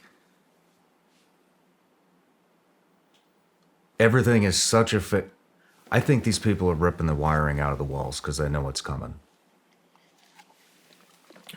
You know what's coming. Take me further on that, meaning that you think that they think the ultimate victory is in sight, or they think the backlash is coming? I think we're collapsing. Oh. I mean, these banks are failing. We're talking about the debt ceiling. Everywhere you look in this country, from my standpoint, with my morals, my values, the way I was raised, everything is falling apart. Nothing makes sense. What's up is down. The sexualization of kids. Vanderbilt University, right down the street from here, was operating on kids. Yeah. I mean, I think as young as 8 years old. Yeah. 8 years old. Cut it off. Rip the ovaries out. I mean, the monstrous, by the way. That's truly monstrous. Everywhere you look, the racism stuff is, the BLM, Antifa, just Ukraine, how China's infiltrating this country in so many different aspects, all around. I mean, the supply chain, COVID, buying out for politicians, the fentanyl crisis, buying our farmland, settling Africa. I mean, they're there to take the lithium mines in Afghanistan. They're going to supply us with our solar power. I mean, they just have so many different angles on us, yeah. And you add all of this stuff up together, and it's the outcome isn't going to be great. So and so it makes me wonder if these politicians know this is happening, that maybe a complete collapse is coming, and they're ripping the wiring out of the walls. So I have an additional pessimistic thought, and then I have an optimistic thought to not necessarily balance it out, but I'd come at it both ways. The history of fiat currency, for anybody who is interested, is both very instructive and very depressing, because the history of fiat currency over a long enough timeline is the history of inflation, corruption, and collapse. Find me a place, right? And there's people who can even see in history. You see the ancient Roman coins, for example, right? And they start out, and there is a certain silver purity, right? There's a certain purity of these are silver coins. There's value in these. I think this is the denarius, but I might, you've got a lot of history folks who are watching are going to be like, no, it's not that. But and then over time, over a series of, call it a couple of centuries, the coinage of the Roman Empire just started to become crap. It went from, 97% silver to, 70% silver, and it keeps going down. And this is because they were trying to inflate away their debts. The destruction of the Venezuelan economy is such an important lesson, and it's not something that people pay enough attention to in this country. Now, it hits a little bit closer to home for me, just because I live in South Florida, and I spend a lot of time with Venezuelan refugees, effectively from that state. People don't even realize basically the entire top of the Venezuelan government are sanctioned narco traffickers by the Treasury Department in this country. And just start with that. So they don't care. I mean, the economy falls apart. There's basically bread lines. There's the Maduro diet, all that. They don't care. They're billionaires. They're billionaires from looting their own treasury, but also because they have their hands in the narco trafficking pile too. I mean, think about that for a second, right? How are you going to negotiate with these guys? How are you going to operate with them?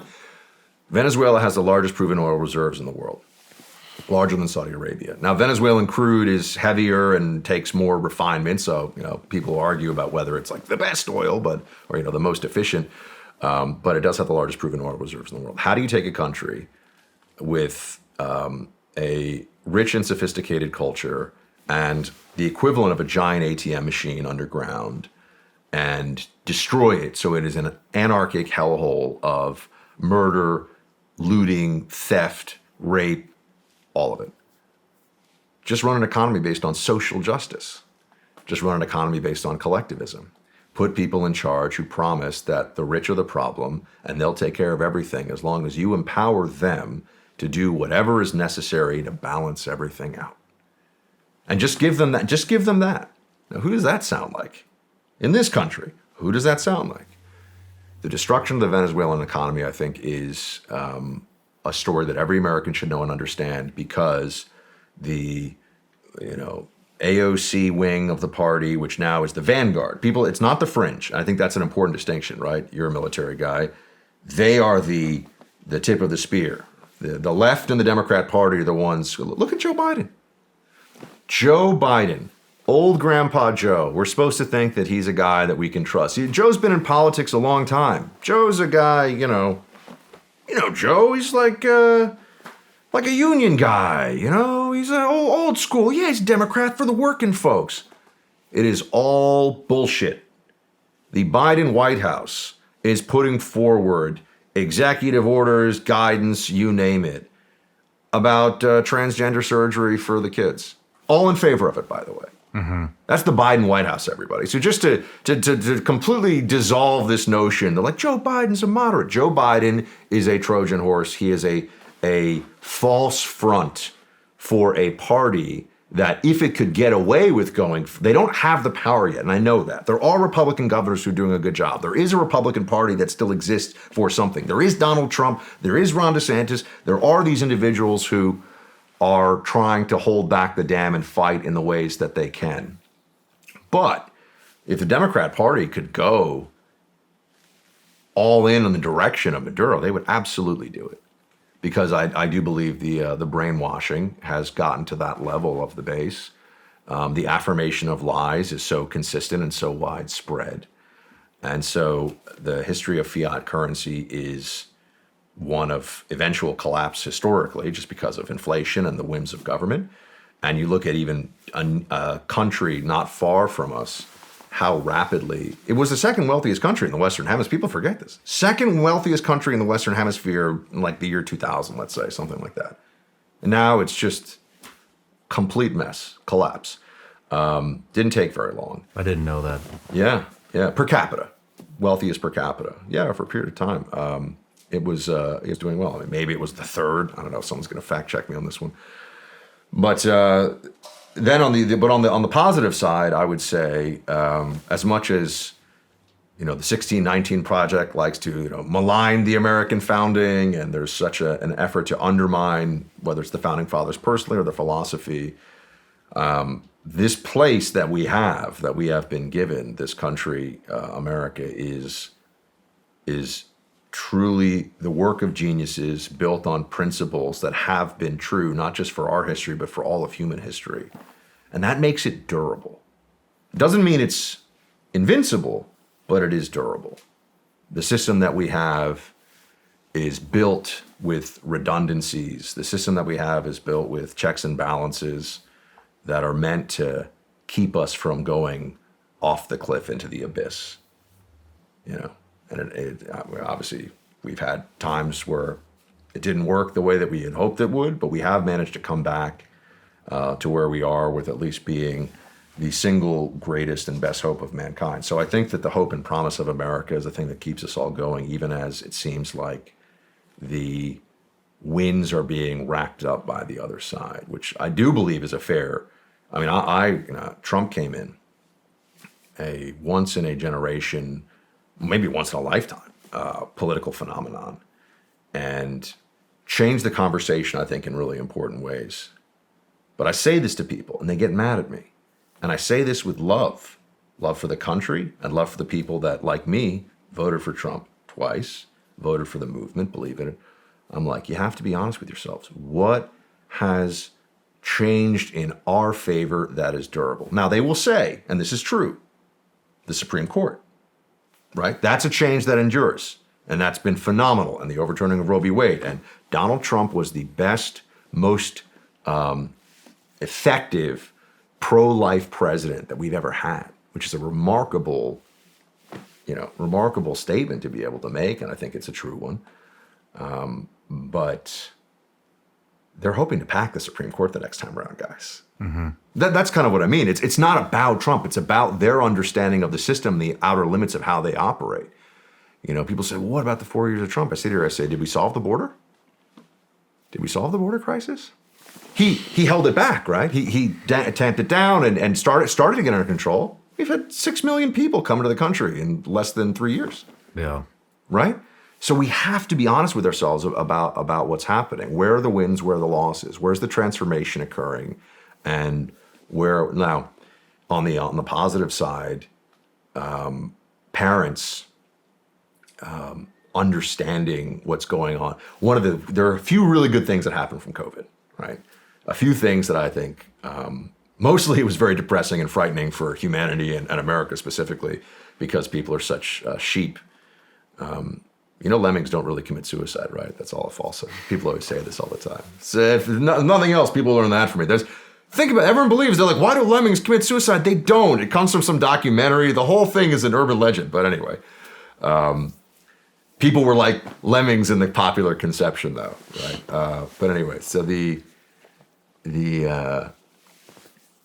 only good thing about COVID was because of the Zoom stuff at home. Your kids aren't at the age yet where this was, really a thing, or your child, I should say. But because of the Zoom lessons, I had so many people, because I was doing 5 hours a day during COVID on radio. Like, I was just like, you guys have space on that station? Like, boom. Like, I just wanted it to be, because I needed my audience, because they were my sanity, because if you're listening to me, you understand what I'm telling you this is crazy what's going on here, folks. Mm-hmm. Having to stand 6 feet apart in line outside to get into a grocery store, that's going to save your life. But you can jump on a plane. But if you want to BLM riot, you go wild. You do what you want to do. Mask, no mask, mass gathering, who cares? It was tyranny, plain and simple. And we saw it. And the medical, by the way, I talked about the intelligence professionals, how the intelligence community has just been wildly undermined now in a way that I think it's going to take a very long time to repair, if they ever even try. Medical profession. Oh, so many doctors are cowards. So many doctors are cowards. Not all of them. Some of them reaching out to me, supporting me. I had a world-class epidemiologist who is always was always without attribution, who was talking to me about what was going on and what's real and what's not. People who were willing to talk to me, just they're like, I need someone to know the truth, but I don't want. And then you say, well, why are they worried about their own crew, whatever? They say, well, I'm treating patients, man. If I lose my license, some of them, they rely on me. Like, I have an obligation to them. So some of them were in a really tough spot. I get that. But the doctors who were doing the TikTok dances and, mask up, double mask, appalling communists, appalling. But I just on the parental involvement thing, people saw what their kids were being taught. They saw the reality of and these are, and many on the right say this, and they're so correct, and it's so important, the pipelines for the madness that we see with these, state capitol takeovers of shrieking lunatics and, the BLM marches and the Antifa maniacs and all the pipelines to that in this country are the school systems and the university. And I do think that parents have recognized now, I know they have because they call me, they tell me, we're taking calls every day on the show, that if you let your kids get brainwashed with this nonsense, it's not going to matter. It's not going to matter. You can be there, you can be a great parent, but if they're being told this stuff, and because what the schools do is they train them to think their parents are the problem. They train them so that when some kid comes home from school, says, mommy, daddy, like, why do you tell me that, like, so-and-so in my class isn't a pansexual? They use this terminology, by the way, for kids. I'm uncomfortable even telling you here on the show. I'm uncomfortable even having a conversation because it is so evil and obtuse and crazy. But go to the head of content at Disney, on a company call. This is on video. Anyone can check it.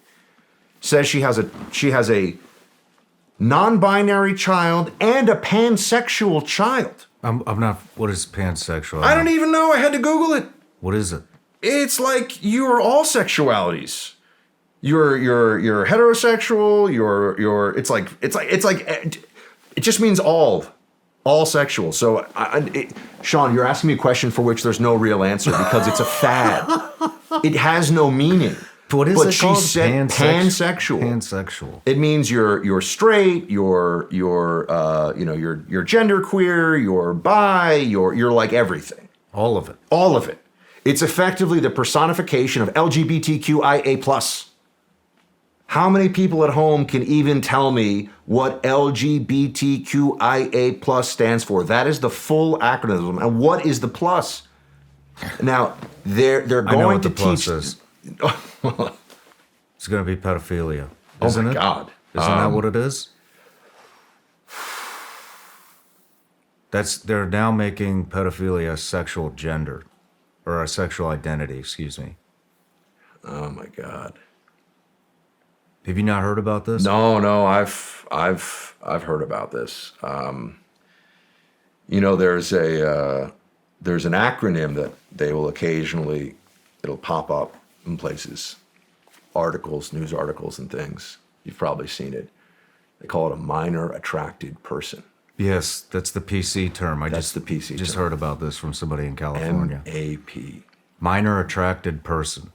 Now, see, I always try to never want to exaggerate the evil that they're doing because I want everyone to I need to say things that I always believe are true to my audience and for myself. Like, I have to try to live in the truth, given what I do and given what I think my mission in life is, right? Like what I'm trying to accomplish.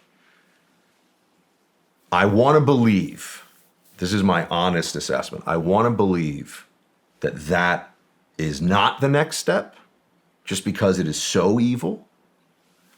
But I couldn't argue with somebody that it logically does not seem to be the next step. Do you know what I mean?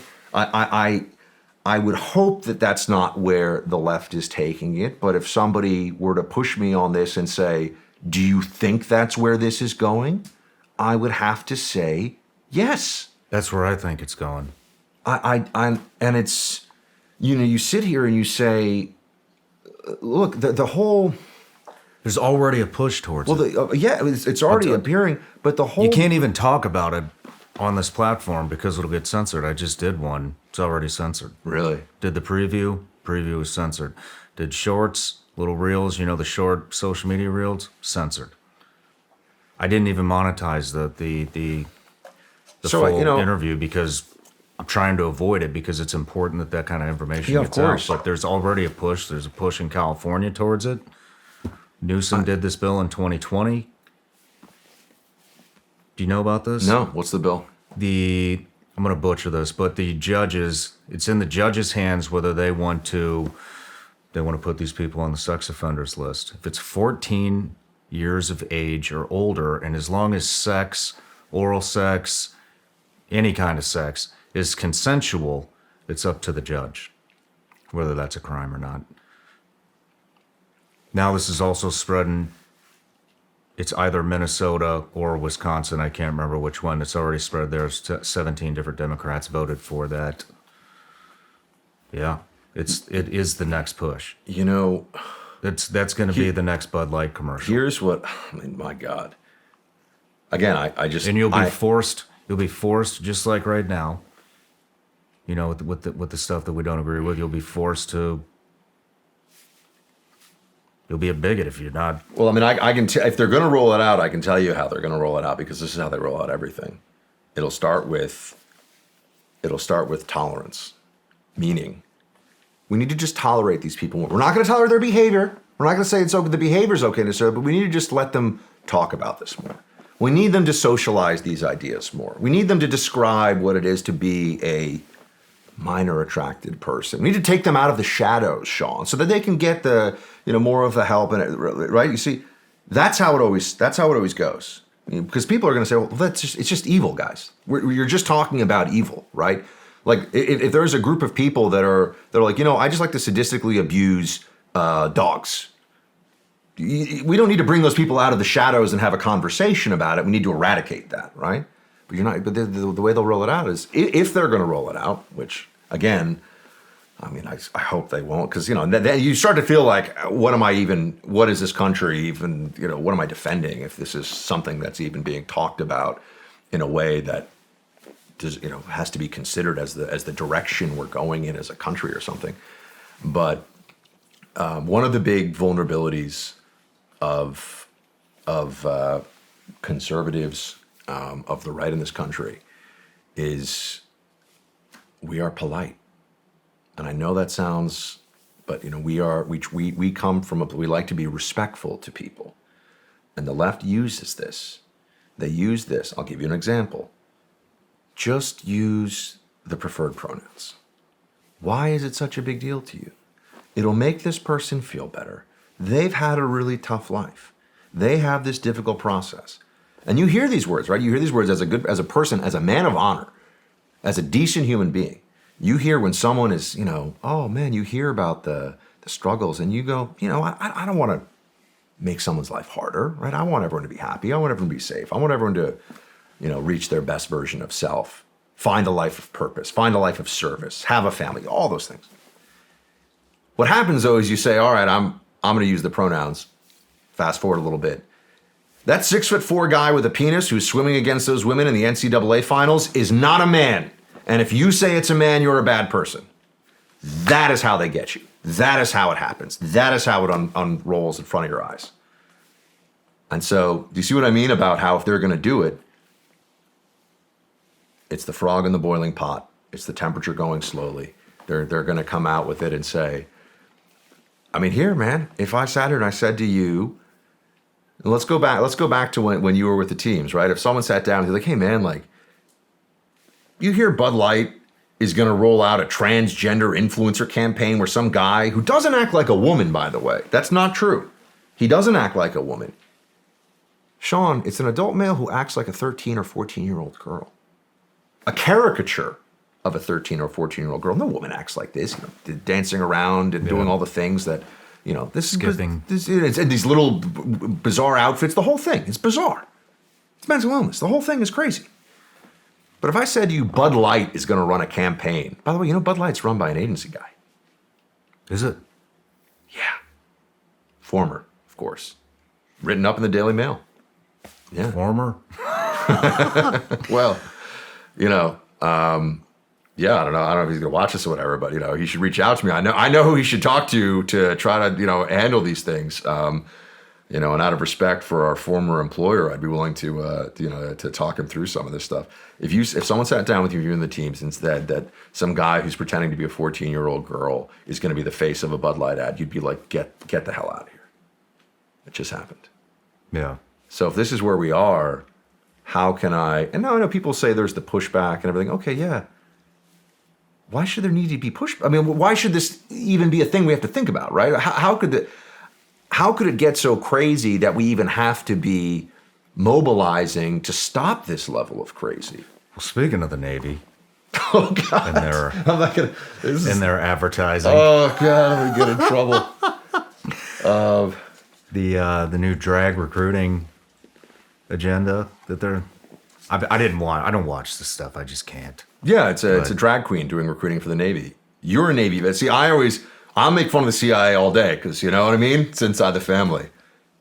You are the teams, man. Like, when you see that? I'm curious. I know it's I don't want to be asking you the questions, but what do you think? I just see that. I think this is everything that my friends who were door kickers, who I looked up to as a little CIA guy who was just trying to do my whatever little part of things that I could. I mean, dude, I always thought man, I don't know if anyone ever tells this, and we can get into some of the CIA stuff too. Like, I just thought all the GRS guys were awesome. Like, I thought these guys were badasses, and to me, that was the real mission was what the JSOC guys were doing and everything else. And I just felt like, if I'm like the equipment manager on this football team, like, awesome, whatever I can do.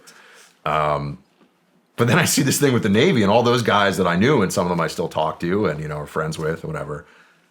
I'm like, the stuff they say is really true. Like, this place has lost its mind. The military is our last fortress. It is our last domain, I think, for a lot of us who hearken to a traditional America rooted in sanity and the Constitution and God. And when we see stuff like that happen, we're like, is this really happening to you guys too? Oh yeah, it's happening everywhere. I mean, I don't even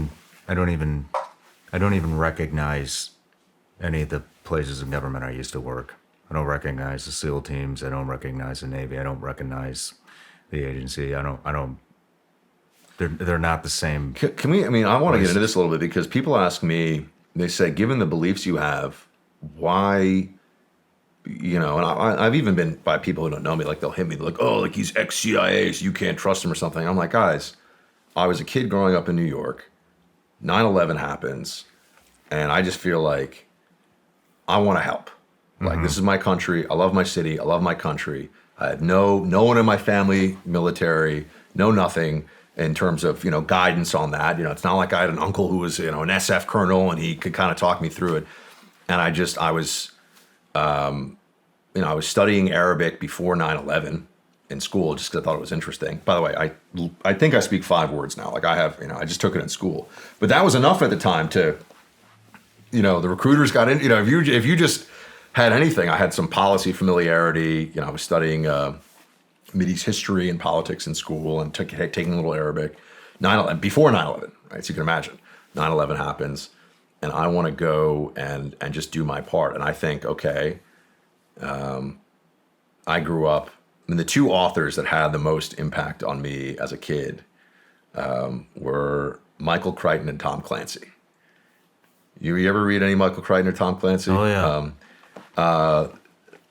They were the first of all, that I remember it. I was probably 4th grade where I liked reading those books more than watching any TV show, or, I got so into it that I would look for it. And that was really important. I know it sounds hokey or whatever, but, to the degree you can get kids at the youngest possible age to develop a love of reading, it's been a godsend for me. And I think it's so important for everybody else. Anyway, my only knowledge of any of this stuff was from reading like Tom Clancy books, honestly, about the CIA. I knew nothing. I knew no one who would ever work there. I was heading to Wall Street basically as a kid, which, again, for anyone who's watching this, they're like, yeah, he looks like some dude who's sitting there like, buy, sell, Hermes tie, French cuffs, It's like, wow, like what's my piece of the pie on this deal, and shouting and everything. I mean, look, we are what we are, right? I mean, I kind of grew up in New York City, grew up around that.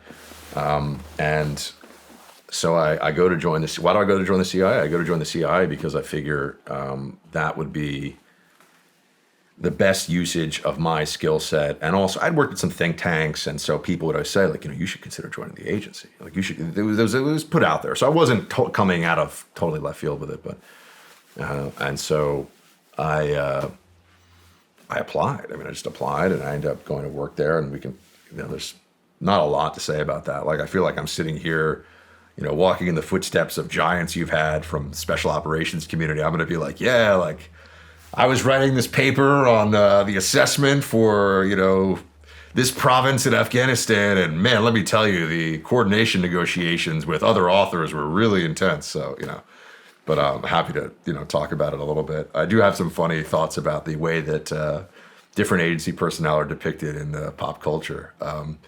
But on a serious note, I just feel like we all knew why we were there. Mm-hmm. There was this unspoken thing of our country was attacked. We are at war. We don't know where this is going, but there is a viciousness and an insanity to our enemy that has to be met with the full force of our republic and of all the people that we can muster together on this. And there was that unity, and I will tell you, it was interesting because even during the Bush years when I was there, you could tell there were people who they hated Bush so much that they weren't really. Good news was bad news to them about the war in Iraq specifically. I know that's a harsh thing to say, but there were people in that CIA office who I think were rooting for the surge to fail, for example. Not publicly, but I knew them, right? I was a worker bee. I was, a little nobody in the bowels of Langley. Looking back on that, can you see any reason why they'll be happy about that? Maybe Cheney. Oh, I mean, they Halliburton. Yeah, they thought that that the real enemy was here at home. There were people working certainly in the State Department, which unfortunately it was a communist nest of infiltration during the McCarthy years, and there are still some people that are commies. I mean, they're not taking payment from the Soviets anymore, but there's very left-wing radical ideology among some. And again, we're speaking about organizations with thousands of people, and I know there are like kick-ass former Marines who also go to work at State, and they're great guys and they're patriots. So just for the purposes of getting it on the record, I'm speaking about the radicals within these institutions, who unfortunately often find their way to the top of the institution, and then they control the institutional power. Right, so I'm not casting it. I have to deal this with the FBI all the time. I get these FBI guys who are like, Buck, I love your show. I agree with you on everything. I think what you're doing is phenomenal for the country. Why are you bashing guys like me? I'm like, I'm not bashing guys like you. You're locking up, mafia guys and cartel members, and you're working out of like the Oklahoma field office. I'm talking about the guys in D.C. calling the shots who are trying to throw presidential elections, and they're like, all right, I get it. They get it, right? So it's a different thing. But you could already see the undermining of the mission. It was more important that Bush and the Republicans had their faces kind of rubbed in the dirt over Iraq, Afghanistan, whatever, than we actually start to see the progress that we need to stabilize and get the hell out of these places, right? I'm not saying that was a dominant theme, but there were people that were very, in my mind, very much aligned with that thinking. And it came across to me during different things. And even in some of the briefings with senior Democrat personnel, like elected officials, members of Congress, things like that, it was clear that, we'd show them the declining casualty figures in Iraq, things like that. And some of them, people arguing with me on this, some of them were disappointed. More important to be able to be in power here at home and deal with the enemy here at home than whatever's going on overseas. And that was a change in because I arrived CIA, I'm like, I just want to help. Like, how can I do whatever I can for this mission, right? And like I said, like, we're just like, oh my God, we thought of so I was an analyst. I know you've had case officers here. So, case officers are, great at telling you how to deal with your third ex-wife. But, it's true, right? So, the case officers used to give us little analysts a hard time. But, we looked at whenever we went overseas, I went overseas a couple times as an analyst, short stuff, nothing very interesting. But, we looked at the JSOC guys as like, I'm going to just admit this, as like superheroes. We're just like, oh my God, like what these guys are doing, like it's amazing, and like we thought it was It was just to even be, in the vicinity of their skill set and their devotion to mission and what they were doing for the country. Like, I'm like, this is why I joined the CIA, just to try to even be near this team, just to do whatever, to sit there and brief the general about what's going on here. So then he, whatever it is that we could do. And I was obviously, I did go into 2 Oval Office briefings, so I keep saying I was just kind of a whatever, but I ended up doing well as an analyst because I'm a big nerd and I read a lot, so I was good at that job. But it was apparent to me that sense of like, we're all on the same team, we're all on the same mission, we got these guys out. And I don't want to just talk to the JSOC guys. It's obviously also, National Guard guys doing amazing work and taking tremendous sacrifice. But anytime I got any static from inside of Langley, from people who, first of all, they were like policing language. They would police language over, like jihadi, and other things that we would refer to them like, we, don't. Do you know what I mean? Like there was a little bit of, let's not dehumanize all the Zarqawi guys that quickly, okay? They have families too, and we're like, oh, so this was happening a lot earlier than I thought. Oh yeah. Wow. Oh yeah. I saw it happen. I didn't see it that early. Yeah. Maybe I see the Zarqawi on the wall, so maybe like, move the timeline. But I'm telling you, when the Obama administration started, and it was all Iraq, bad war, Afghanistan, good war. By the way, how's that look now? When you really think about it, right? I think there is a strong argument, against Iraq, obviously, a very strong one. But I think the way that Afghanistan was handled, I was in Afghanistan in 2010. Again, short stuff, just in and out of country, nothing remarkable or even vaguely impressive. But I did have access to like the top level assessments and intelligence that were going on there. And I just remember thinking to myself, like, this is never going to work. And all these other people in country at the time on the intel side were like, yeah, no, this is never going to work. And then I'd go and I'd meet with these military guys. And again, you got to remember, I'm like a 20-something, now I'm a 41-year-old man. I even have a little bit of hair on my face. I don't look like a kid I look like a kid who just got out of a, fraternity party when I joined the CIA. Because I did. Because I did. I was like 22, 23 years old. And I was a kid. And I just was like, I want to help. That was just my attitude. I was like, I'll make money later on in life. I just want to find a way to help these guys. But I'd go over there and I'd meet with, whether it was like an ODA team or, all the way up, I briefed a 4-star in country and stuff. This stuff sound when you're it's kind of funny when you're an analyst, like this stuff, like, oh, you almost think of it as like these resume bullets of like, I was talking like this important person.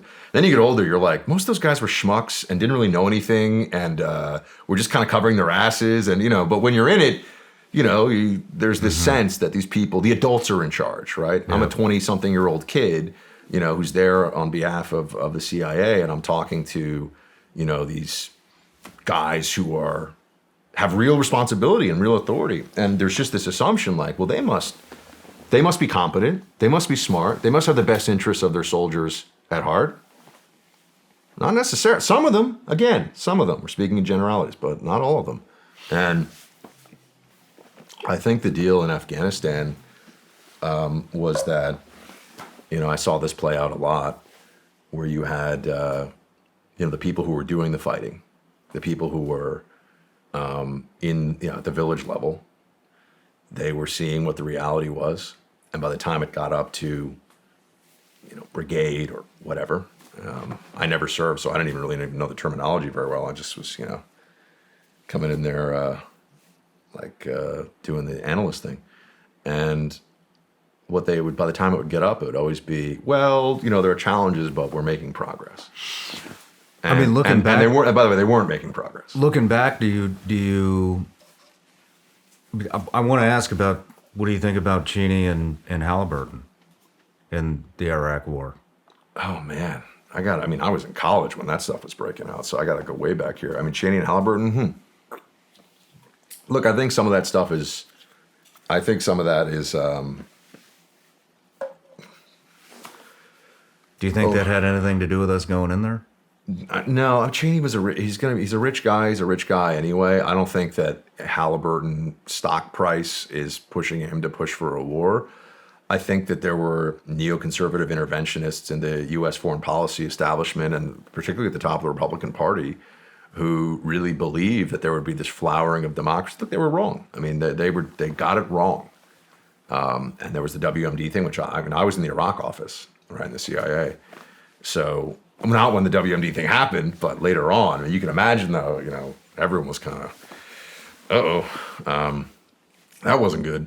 So I think you're probably much more up to speed on Cheney and Halliburton than I am.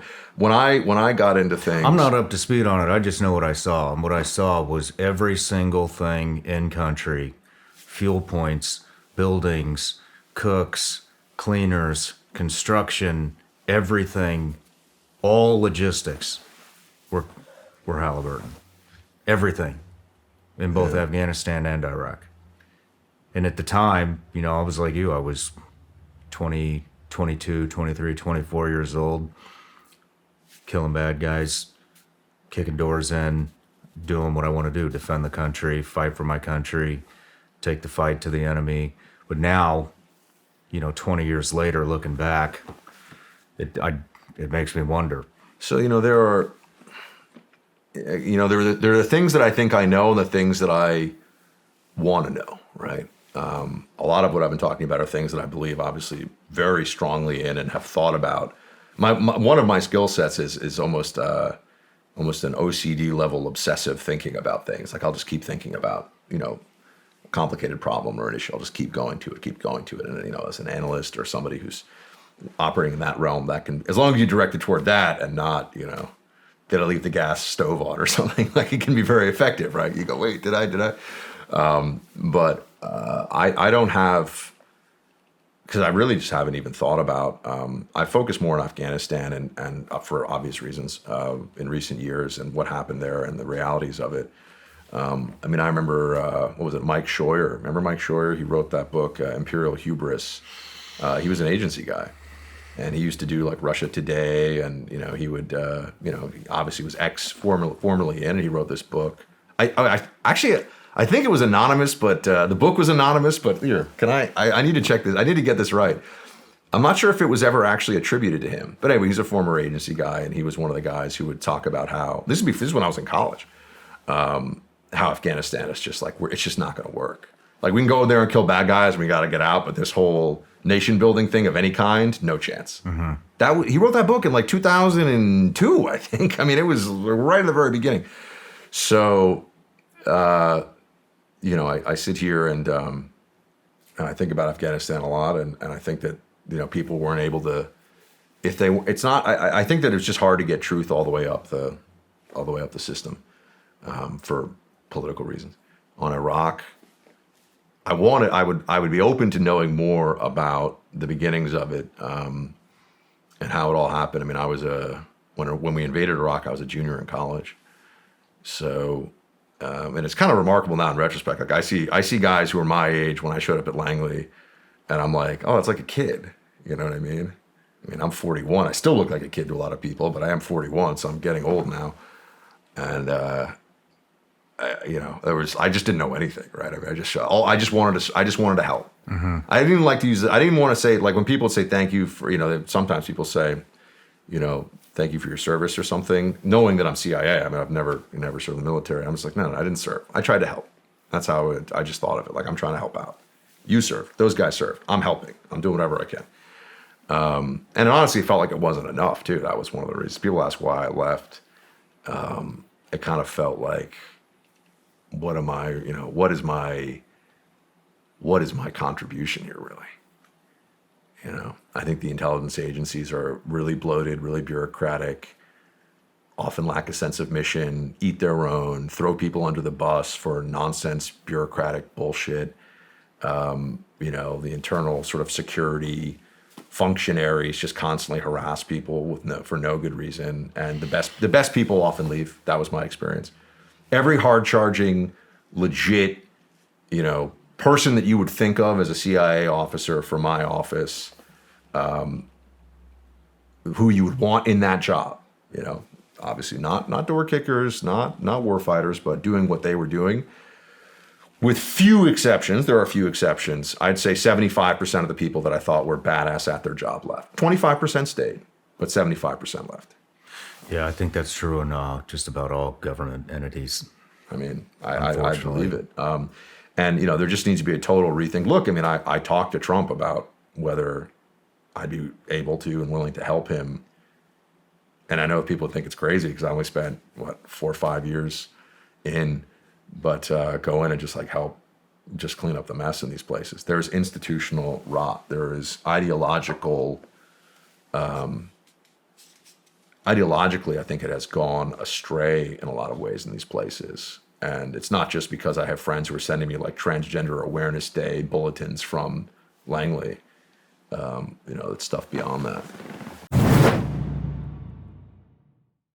We now live in a world that is unraveling minute by minute, day by day. None of us can predict what tomorrow is going to bring at this point. Picture this. Grocery stores, stripped clean. Nothing on the shelf. No food, no water. Warehouses, closed, empty. Restaurants, closed, empty. Where are you going to get your food? You're not going to get any unless you stock up on an emergency food supply. To be honest, there may not even be enough food to go around when the next disaster strikes. If you don't have enough emergency food on hand, say hello to government handouts. And we all know what those look like. I urge you to order your 3-month emergency food kit from My Patriot Supply, the nation's largest preparedness company. With each kit you order, you'll receive a free bundle of essential survival gear worth over $200 for free. The 3-month emergency food kit offers your family peace of mind no matter what happens. Get over 2,000 calories a day of delicious foods that will keep you fed for a very long time. Grab your emergency food and free survival gear worth over $200 from My Patriot Supply by going to mypatriotsupply.com. You also get fast and free shipping in unmarked boxes for your privacy. Order now at mypatriotsupply.com. That's mypatriotsupply.com. Serious question. Who wants to take the best shit of their entire life? Right here, I do. How do you do that? You go with Bubs Naturals Collagen Protein. You rip the thing open, you put it in your coffee, you stir it up, and you're on your way.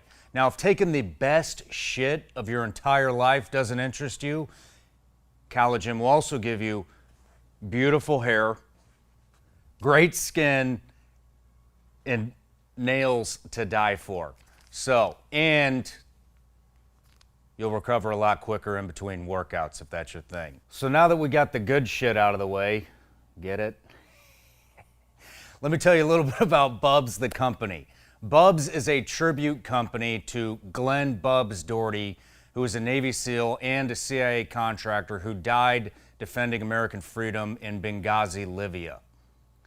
Bubs donates 10% of all proceeds to veteran organizations like the Glenn Doherty Foundation and 100% of all proceeds on Veterans Day. Let me tell you about Bubs' latest product that helps with energy, healthy digestion, your immune system, and your metabolism. Bubs Naturals Apple Cider Vinegar Gummies, which actually taste so damn good that I ate all 60 of them the first night I got them. They taste amazing, and man, I got a lot of energy now. Anyways, go to bubsnaturals.com, use promo code Shawn to take 20% off your order. Thank you, Bubs Naturals, for being a sponsor of the Shawn Ryan Show. All right, Buck, on the break. We just got back from the break, and we were kind of talking about how the CIA has changed over the years. I know you have a lot to say on this, so let's dive in. I have friends who are still in, and they all know what I do and what I've done. When I got into media and commentary, very few people who were former CIA were doing it. There were a handful of us, but now it's like we're everywhere, right? And there's people all over the place. The security state is taking over the airwaves. But the ones that are still in, I would talk to them. I would say, you know, how is it over there? And they just give me their very general assessments. But it's unsurprising, I'm sure, for everyone to hear. It's woke, just like so much of the rest of the federal government is at this point in terms of policy. And without the war on terror, or whatever you want to call it, to be the primary mission, I think people are much more concerned with some of the bureaucratic, both navel-gazing and activism that's going on. Real concerns. How bad is it over there? I mean, I had a friend who was going to come out, and he reached out to me, and he said he was all fired up to come out. I mean, when I was in the CIA, I actually created something called the Freedometer, which was like it was always like a poster we put up in the office, and it was like measuring freedom. You know, it's like Team America was like very high, and like Reagan, and then you kind of go down this, and it was a joke, right? And everyone thought it was pretty funny. I mean, we just went. It was like, you know, board analyst guy stuff, and created the Freedometer or the freedom meter, some people called it. And I remember that like one of the sort of more woke managers one day was like, "You guys realize this is a Hatch Act violation, right?" A what? Hatch Act violation, federal law, Hatch Act. And I was like, "It's a Hatch Act violation? Like, it's a fucking joke. Like, what are you talking about?" Oh, but because Reagan was on the poster and like a positive, I mean, there were like freedom fries were on there, like low. I mean, it was a joke. It was a joke. Yeah. No sense of humor. No sense of humor allowed. And, but, you know, it wasn't that it was inappropriate. It's that it was a violation of law because it was in a federal office, and it like had something positive to say about a long dead Republican president, basically, among all the other things. So I was aware of this idea there, right? I was aware that this was a thing, that there, because everyone was, I mean, when was that? Guys in my office, that would be like beginning of the Obama administration, 2009.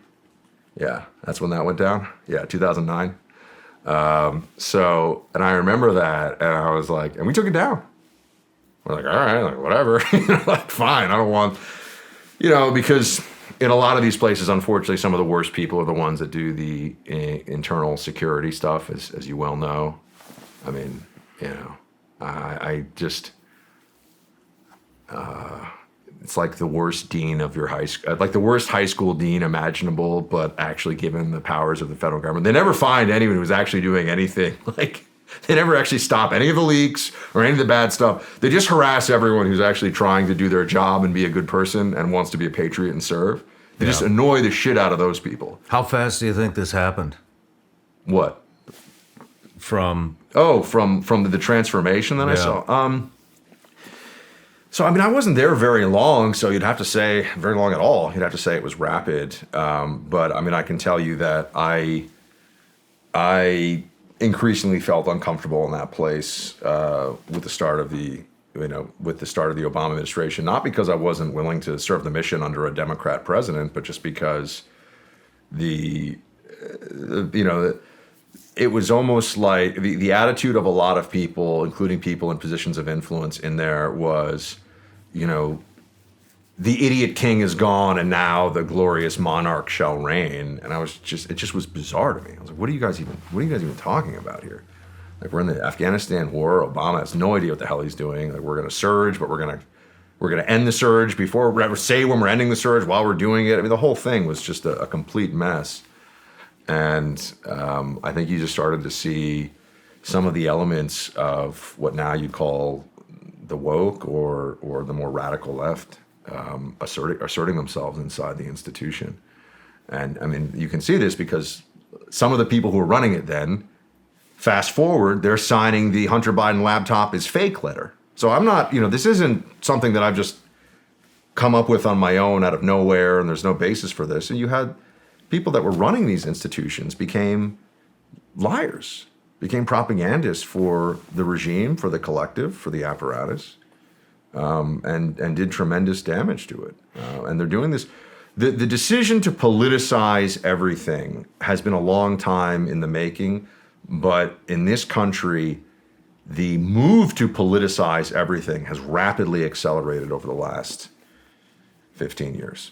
That's, yeah, I feel like it's rapidly accelerated in the last 3 years. Well, for sure. I think it's almost like a boulder rolling down the hill, right? Like it takes a little bit, but now it's getting to its maximum velocity. I mean, I was having a discussion about this a couple days ago with somebody, and they think that they're losing all these agendas. They think that they're losing, and that's why it's going full force. We're not stopping. We're just going for cats out of the bag. They think the left thinks they're losing? Oh, man, I wish whoever this is, I got to go back and listen to some Shawn Ryan podcast episodes here. It wasn't on the show. Oh, it wasn't on the show. No, People you talk to. show. Okay, because I was going to say, I think that they increasingly view themselves as unconstrained by the rules of the game as we've known them for a very long time. I think that the push doesn't come from a place of their ideas are weak, their arguments are weak. So that's always going to be an insecurity. But in terms of their power within the system, I mean, they're about to indict again. I should say, further indict the Republican nominee for the presidency. They're going to try to take him out using the judicial system as a weapon, and I do believe they're going to try to lock him up in prison.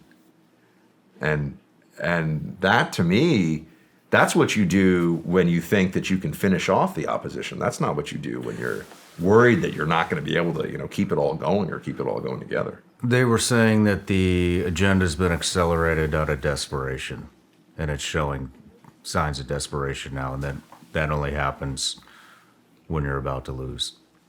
Well, I hope that they're right. I hope they're right. Because that's positive, at least, right? I mean, if that's really the the position that they find themselves in, I would want to push more on that. By the way, I love optimistic narratives about where the country is going. I want to hear them all the time because I live in this world of constantly facing what I think the problems are and trying to help people who have their own lives they're leading, their jobs they're doing, their families they're raising, help them understand exactly what's happening in these different places, and then get people as motivated and energized as I can to do whatever they can in their own way to tackle it, right? So that means you're looking at a lot. I'm looking at problems in the country more than anything else. I mean, I could sit here and talk about a lot of great things about America too, as we all could. But so narratives that we're heading in an optimistic direction, I'm certainly very open to. I just think the data points indicate the opposite, which is that they're ascendant. And I mean, so here's an example, right? John Fetterman, senator from Pennsylvania. You can look at this and say it's so pathetic that they put forward this guy who is neither intelligent nor charismatic nor accomplished, or kind of wears the schlumpy hoodie everywhere and the whole thing, and obviously had a major stroke and was not really capable, not really up for doing the job that he was doing, or that he would be doing in the Senate. You can say that's a desperation move, or you can say that's a what the hell are you going to do about it move. We can get away with this too. What are you going to do? What's your move now?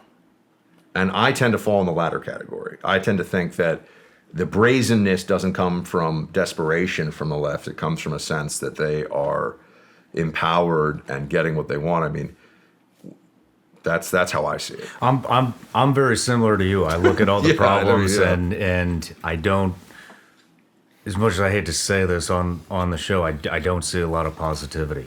And so, yeah, I'm looking for the positive narratives as well. And you're a lot more spun up on this than I am because of your show and everybody that you are around and the access that you have. But I just wanted to hear what you thought about that. No, sure. No, look, I love hearing points of view that can make me feel more hopeful about the future of the country. I think it's necessary, too, because you can get... I mentioned Michael Crichton before, and he had an insight. This is for everyone, I'm sure everyone knows, but just, wrote Jurassic Park, created the show ER, wrote Andromeda Strain, Congo, Rising Sun. I mean, it was just like a bestseller machine back in the 80s and 90s.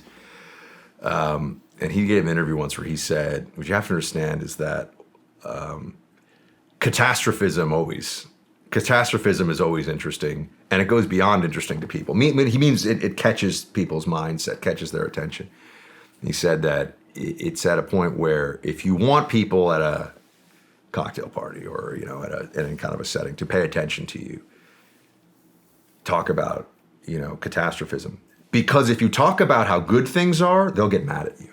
And I always thought that was so interesting, because everyone's generally so focused on the possibility of collapse and destruction and challenges. Your brain, right? We've from an evolutionary standpoint, we're supposed to survive, reproduce. Like that's stay safe, stay fed, reproduce. Like that's what we're supposed to do. And in our modern society, we don't really have it anymore. So we have these, the amygdala, like the lizard brain, and we have these things that are honed to keep us alive that instead start focusing on, like what's going to happen with that next promotion, or what's going to happen with climate change, or people get all these fixations. But it's hard because if you try to tell people that overall, like I always say, I'm very optimistic about the day to day. I'm pessimistic about the future. So I don't know if that's helpful for people, but I mean, I think, you make the most you can out of the relationships and of, what you are in your life to your community and the people around you. You take care of yours. You push, you live in truth. You push for your community, your country as much as you can. And, no one knows what's going to happen in 10 years. No one knows what's going to happen in a year. I'm always looking for positivity too. And you said earlier in the interview that you think that this Marxism, this extreme agenda, a lot of it's coming from the educational system. Yeah. It's more and more, I see people yanking their kids out of school, doing homeschooling, putting them in private school. Now with this ChatGPT stuff, people aren't writing papers anymore. I was just talking to somebody that goes to Harvard Business School right now, and they were all, it's a veteran. They were all excited to get in there. They're in an Ivy League school now, and they're there, and everybody there is having ChatGPT write their papers, which in my mind, it seems like universities are going to become completely irrelevant. So do you think there may be a shift? Now, at the same token, they'll use AI to manipulate the entire population, I'm sure, but more and more people are coming out of the educational institutions. Do you think that could change? See, the only challenge I ever showed is every time you ask me a question, there's like 15 things that I want to say in response to your questions, because I think they probe right into a lot of areas I want to go. So let me I need to be taking notes when you're talking about these things. I think that on the school, let's do schools and then university. Okay, so on the school front, there is an awakening about what is being taught to children in schools. Here's an example. Governor DeSantis, now that's my home state governor, so if anyone's wondering, why do I keep talking about Governor DeSantis? But I also think he's been the model for Republican governors. People can say whatever they want about who their favorite presidential candidate is. I don't take positions in Republican primaries for president. I don't do it. I don't take positions in Republican primaries, period. Because I focus my fire on the enemy, so to speak. But he did a press conference, because they keep saying that they're banning books. You'll hear this. They're banning books. They're not banning books. I mean, if you say that, XXX films are not to be in the school library for kids to take out and watch at home, you're not banning adult, films or pornography. You're just saying we don't want this in the school library, right? This is very straightforward. When they say we don't want certain books in the third grade curriculum or in the grammar school library, it's exactly the same thing. But you'll notice it's a big talking point on the left. They say they ban books all the time. It's not true, and they want to connect it in people's minds to the Nazis burning books. I mean, there's always, the left is much better at language than we are, which is something else we can talk about if you want. The left is much better at branding via language. But the DeSantis press conference, they had to pull away meaning the media had to pull away from the press because he was showing what was in these books. I mean, you're talking about, like, again, it's uncomfortable even to describe it, but you're showing that, fellatio, and you're showing, to children in these books. This is what's actually actually in the book. In the books. For third graders. Yeah, for third graders. They have access to. The media had to pull away from what DeSantis was showing in the books that are allowed because they couldn't air it, Shawn. And that was the whole brilliance of the press conference. Oh, you think we're banning books? You can't even show your adult audience what is in these books that the Democrats want in these school libraries. By the way, the Don't Say Gay bill, another thing in that state, which is not the not actually a Don't Say Gay bill, it's the Parental Rights and Education bill. But Democrats, by a majority in the state of Florida, were in favor of it, which you never heard about. Because they don't want their kids being told, a majority, not all of them, there are some who are, my 8-year-old is like a non-cisgender, whatever, right? That's very sad, and it's child abuse, and it's a whole other conversation. But the Democrats in the state of Florida, the ones who were, seeing this with sanity to their credit, they were in favor of it. So, of the bill, the Parental Rights and Education bill.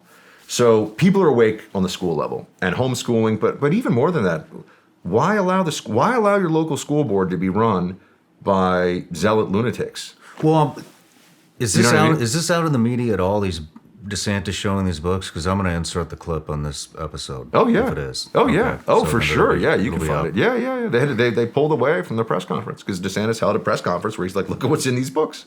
And so today we're going to be exposing, we've already exposed with that video, I think, this idea of a book ban in Florida, that somehow they don't want books in the library. That's a hoax.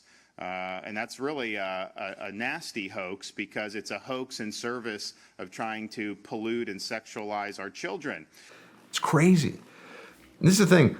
I think people, we all want to live our lives, and you can get desensitized to the level of crazy that's out there right now just because, or I shouldn't even say, there's desensitization, but there's also just, you want to remove yourself from it. You're like, how is this? We can't even engage because we have to engage.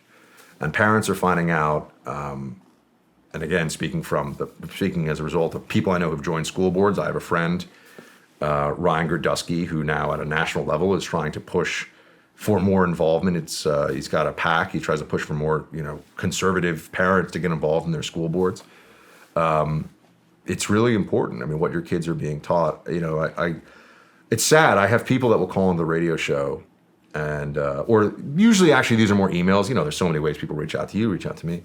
They'll email and they'll say, my 20-year-old has come back from Oberlin, or Mizzou, or wherever, Reed College, Wesleyan.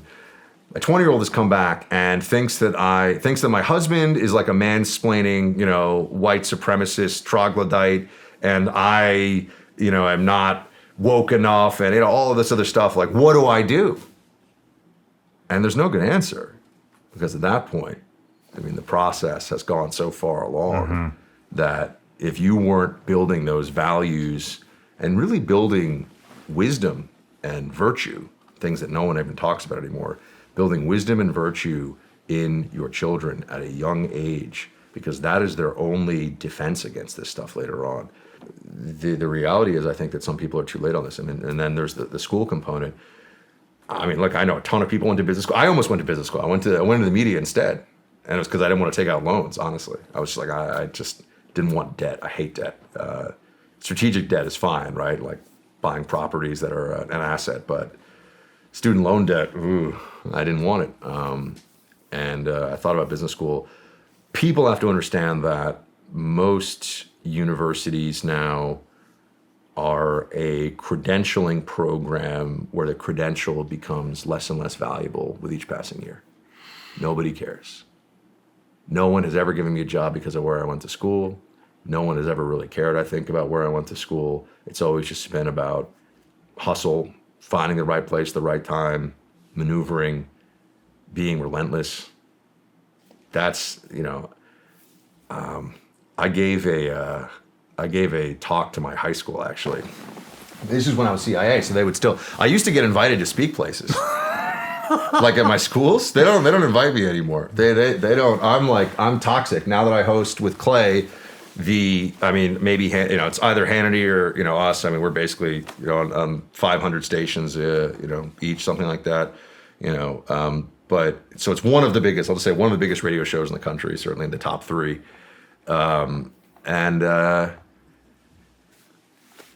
They wanted, I don't get it in my college. I'm dead to my school, which is kind of funny because they used to invite me. I spoke with a SEAL a long time ago. Me and a SEAL. I was active CIA. They let me go just talk about national security stuff. It's great. We got super wasted afterwards. It's really fun. I'll give you the name after. He's a fun guy. He was a couple years ahead of me. They don't invite me to anymore. But anyway, in high school, because I'm a right-wing extremist, as you may know. I'm a right-wing extremist according to media definitions now and all the rest of it. So my high school, though, I went to a place in New York City called Regis, which is a remarkable institution. Usually people, no one cares about anyone's high school, right? I think this place is interesting just because it was the closest thing to a meritocracy that I ever experienced in education because it's a free school. It's a scholarship school. You go for free. And it's like a $100,000 scholarship. I mean, it's a private school where there's no tuition because everyone in the alumni network basically donates. And it's funded that way. There's an original grant from a wealthy family 100 years ago, give or take, or more than that now, and people fund it. So it's a scholarship school, and it was an intense place, and I wouldn't even say I enjoyed it, but it was a good place for me to be. They invited me, though, to give a talk on the fly, and just about to the seniors about how to get jobs. And I remember, I didn't prepare anything. I just sort of stood in front of them. I was like, so all of you guys, your school is top 10 nationally for average SAT. You all were valedictorians of your grade schools before you came here. You're all going off to, elite colleges. And I was like, nobody really cares, just so you know. Yeah, maybe you'll go to a really good grad school after this. You will play the system. But I was like, for a lot of you guys, every job you're going to want, you're competing against 50, 100, 500 other people with 4.0 grade average and went to a great school. And, it's just and then when you add into this, diversity and inclusion and affirmative action and, legacy stuff and, whose uncle is the senior vice president for whatever. I mean, when you add all these things in, it's trench warfare out there, man. You just got to figure out what you can do. So I think that changes the calculation for a lot of people. It would certainly change my calculation. I mean, I know plenty of people with MBAs who shouldn't have gotten MBAs. Do you think the AI stuff is gonna alter universities? And do you think people are going to start? I mean, it seems like AI is going to make a lot of occupations completely irrelevant. They're already saying attorneys are going to become irrelevant, architects are going to become irrelevant, a lot of medical professions are going to become irrelevant, media might become irrelevant. Whoa, Shawn, let's not get crazy. I hope it doesn't. we are essential. We are the ultimate essential workers. You know what I'm saying, though. Of course. Everything can be replicated now. Well, and there's another component of this too, which is we've been dealing with this point with fake news and propaganda that, while different in the delivery system, is generally rooted in the messaging and the approach. With AI, you can actually have the fabrication of fact, right? Mm-hmm. Meaning it's visually indistinguishable between the real video of Congressman so-and-so taking the bribe and, we're entering that era where the ability to understand truth versus falsehood and the ability to understand what real disinformation is and to discern those things, I think is incredibly important. And I'm not even sure. I think we're going to have to evolve along with it because, it was just a few years ago, people were like, well, I think that's a deep fake. And everyone's like, deep fake, whatever. No, now there actually will be deep fakes. This will be a thing. And even if it's not genuine as a deep fake, being able to say it, look what they did with the Hunter Biden laptop, bears all the hallmarks of. So you can say, well, I don't know if this video is fake when it's real, but it bears all the hallmarks of AI-generated content. And that's all that it takes for a lot of people to say, you know what, I don't believe it's real. So we're heading into a realm of unreality that I think very few people are prepared for, and how this affects the university system.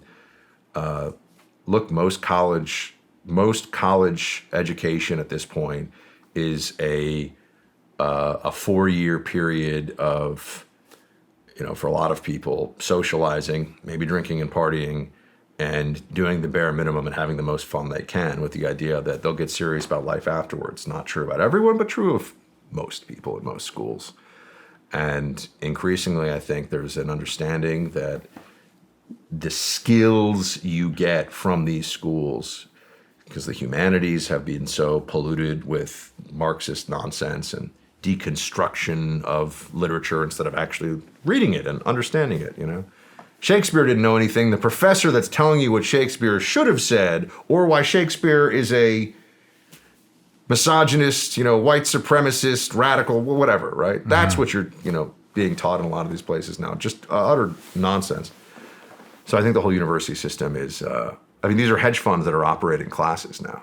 That's what Harvard is. It's a hedge fund that has classes. And there's so many ways to get in that when someone tells me they went to a school and I'm supposed to think that's impressive, I do not. I don't care. I don't know. It could be. Brilliant people go to these schools. Brilliant people go to MIT and Harvard and whatever. Morons go to them as well. That's a fact. Well, I guess what I'm asking, Buck, is do you think this could be a turning point? Because I feel like in the last couple of years, we're hitting a turning point where parents are taking control of their kids' education again. Yes. COVID unveiled everything. We had a lot of bored people out there that started diving into what the hell is going on and uncovered all kinds of shit in every sector, right? Well, here in Williamson County, I brought this up on other shows, that more and more and more people are yanking their kids out of both public and private schools and homeschooling. Then you bring up this AI, then we bring up the AI stuff where, the ChatGPT is doing school for the students, which makes school irrelevant. At this point, it's becoming completely irrelevant. The only thing that's relevant anymore seems to be the trades, because nobody knows how to do this shit anymore. So when you had said a lot of this deep state Marxism, this kind of stuff comes from the educational system, elementary school, high school, these kids are starting to be yanked out. A lot of people are leaving states where this stuff is really prevalent in school and moving into to red states.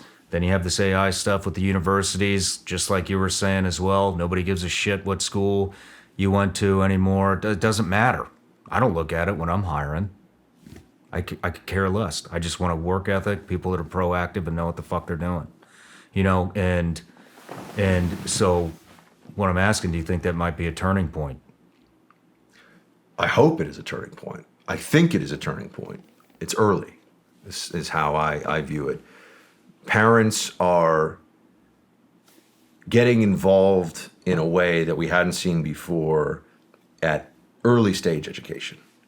And parents who I would consider traditionalists about education. It's not everything is in the right-left paradigm or, conservative and liberal. It roughly approximates that, but people who are just saying, I don't want my kids being brainwashed with garbage nonsense, like the gender ideology stuff, which is the huge fight right now. Gender ideology, the Florida bill was about third graders and below. Just think about that. Who needs to teach gender ideology to a first grader? Like, what is it? Oh, anyway. That's what I'm getting at, though. That's why people are pulling out of elementary schools, and then the AI stuff is, I'm talking about the university side. Because I think it encompasses all of it. So the elementary school story, I think, overall in this country is the momentum and the trajectory is a positive one. So that's where we get into the hopeful side of things, because parents realize, people listening to this right now, run for school board. You can do it and have an influence on what a whole lot of kids are learning. People ask, how do I get involved? And it's just understanding that process too, I think, can be really interesting for people. So yes. Are we at a turning point? Yes. COVID was a big part of it. People are getting more involved, understanding what their kids are being, because if your kids get brainwashed from kindergarten up through university, I mean, good luck. You know what I mean? They're your kids. You're going to stay with them forever, do whatever you can for them. But in terms of making them see the world right side up, good luck. So getting involved at younger. On the university side, I think if you could short American universities in the stock market, you probably should. Because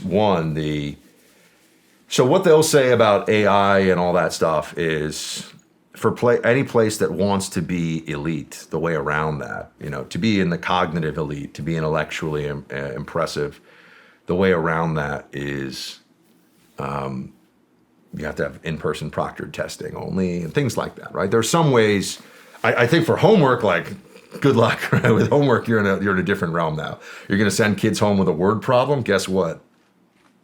The word problem can be done by ChatGPT, right? How many cups of water do we need before we fill the pail, kind of a thing. That's not hard. But there's another issue here, and that is that universities no longer, they're coasting on the reputation of elitism. And they're coasting on the reputation, even in the non-elite schools, of the value of the 4-year degree. And both of those things, the top schools and the value of the 4-year degree, are crashing for people who are really paying attention and know what's going on. A part of it you see with the elimination in more and more places at some of the most elite schools of objective metrics for admission. And this is trying to get ahead of the Supreme Court decision that will come out within the next 6 weeks or so.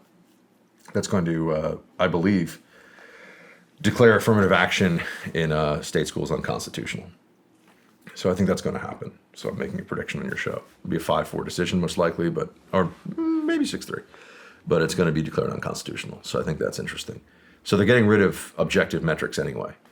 But the purpose of the university has become, as they've become completely taken over by the left, they're a credentialing system, and they're still able to both indoctrinate and then deploy the foot soldiers of the left, right? So Harvard or Yale or wherever, I went to Amherst, not as fancy, but it's okay.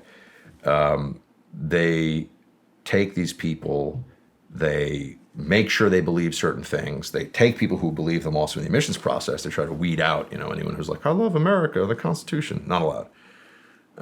And then they give them entree into Goldman Sachs, McKinsey, the whole thing. And people wonder, well, hold on a second. How did wokeness? Why does Bud Light have the trans influencer campaign, or why is Nike siding with the guy who's kneeling at the games, or all this stuff? How does this happen? They have created factories of left-wing activism that are tax advantaged, that have billions and billions of dollars to spend in a whole variety of ways. And then they send these kids off, now young adults, and they know what they're supposed to do, and that's what they're doing. I mean, do you think these companies even care? I mean, how much didn't Bud Light just lose, like 55 million? I can't remember the exact number. So somebody could fact check me and put it in the comments, but they lost a ton of money. Their sales are down as we speak, like 30% roughly, which is big money for them, and it's hitting their. So this is complicated. Look, it's a win for the right, because up to this point the belief had been, and this was a really powerful thing, the left will boycott, the right will just suffer in silence. It's always been the belief in corporate America. It's been the belief as long as you and I have been alive, Shawn, that if you do something that upsets the libs, they will mobilize. They'll be outside your corporate headquarters. They'll, call your sponsors, whatever. And on the right, we go, I just want to buy a hammer. You know what I mean? Like, I just want to buy a T-shirt. I don't really care. That doesn't work anymore. And this goes to a concept that actually makes me positive, or makes me optimistic, for more of our optimism, about the end of the neutral space as a concept. When everything is politicized, talking about a neutral space just means you're ceding territory to the other side, because it's already happening. There is no neutral space here. So when you see with Bud Light, it's a win because now they have to pay attention. Oh, we can't just do this. But people will also probably point out in the comments or whatever that they They have a lot of brands. It's a global company. I think they'll weather the storm. They could probably shut down Bud Light as an independent brand if they wanted to for a period of time, and the company would still function. Remember, it's InBev, the Brazilian company, bought Anheuser-Busch, and so it's a global brand. They own like Stella Artois, and they own dozens, and I can't even begin to name all the things they own. So it hurts them, but does it hurt them badly enough? Probably not. That's, again, I see the positive in things, but I also want to always be honest with the facts. So. I mean, it worries me because it's just encompassing everything. It's encompassing sports. It's alcohol. It's entertainment. It's media. It's news. It's department stores. You been to a Target lately? Yeah. We haven't. We quit going. Well, I mean, it's funny, actually. My wife is the one who goes to Target, but she loves it. But I was thinking of the Target out in San Francisco that's all under plexiglass, which is a whole nother talk we could have about where crime has gone in this country. They've got all the products. Yeah. Every product is locked down. But no, I think corporate wokeness, we have on our side become aware of what's really happening and started to do more about it, which is a positive thing. But we're just at the very beginning of the process of really understanding this. I mean, this is something, I mean, I think it was maybe June of 2020, I went on a Twitter tear, and I was just like, look, I got to tell I mean, I'm paraphrasing myself here, but it was like 15 or 20 tweets, and I was like, if someone on the right who's a billionaire, doesn't just buy one of these media platforms and just decide that it is an unsinkable aircraft carrier of like free speech and truth, like we are screwed. And Rush Limbaugh actually read the whole thing on his show when Rush was doing his thing. And so it went viral at the time a little bit. And it's funny because like no one even remembers it, I guess now, but like Elon Musk then did come along and buy for, what was it, 40 some odd $billion. And now we finally have a foothold. I bring it up just because, there are a lot of people who can do a lot, whether it's particularly on the corporate side, who they stand on the sidelines.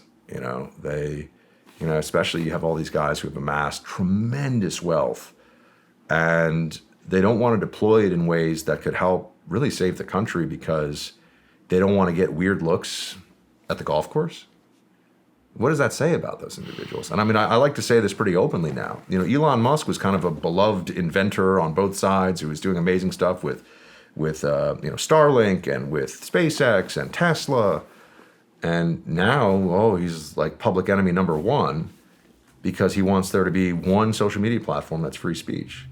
But that's a guy who actually cares. How many other people are there out there who could hire people who have been, first of all, targeted by the woke mob, but just in general hire people who are conservatives, elevate people who support what is true and right and good in the country. I just think there needs to be a real mobilization of those who are in positions to do more.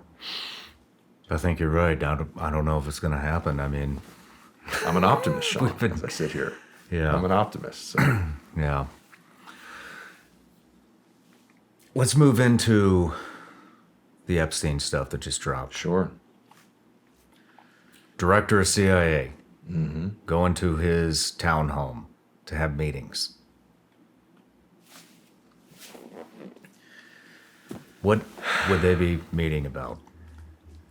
The Epstein story across the board is one where the conspiracy theorists, so to speak, keep on looking like the ones that see what's really going on, meaning that it just gets, you have to believe more and more coincidences. You have to believe more and more of the official line, even though that doesn't really seem credible.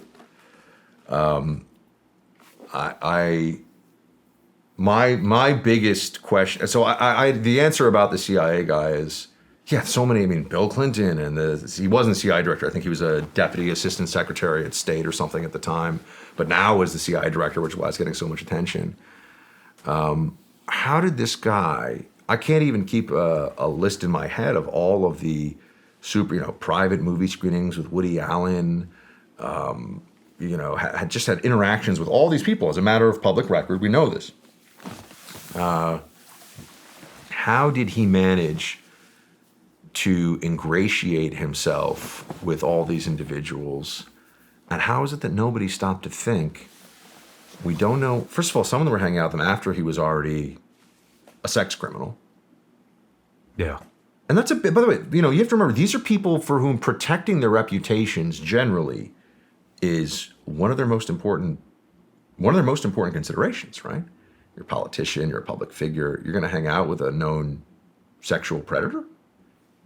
You're going to have no interest in finding, you're just going to hang out with some guy who's in some $80 million mansion in Manhattan and owns a private island off the, U.S. Virgin Islands and owns a mansion in Palm Beach. You're going to hang out with him. Why?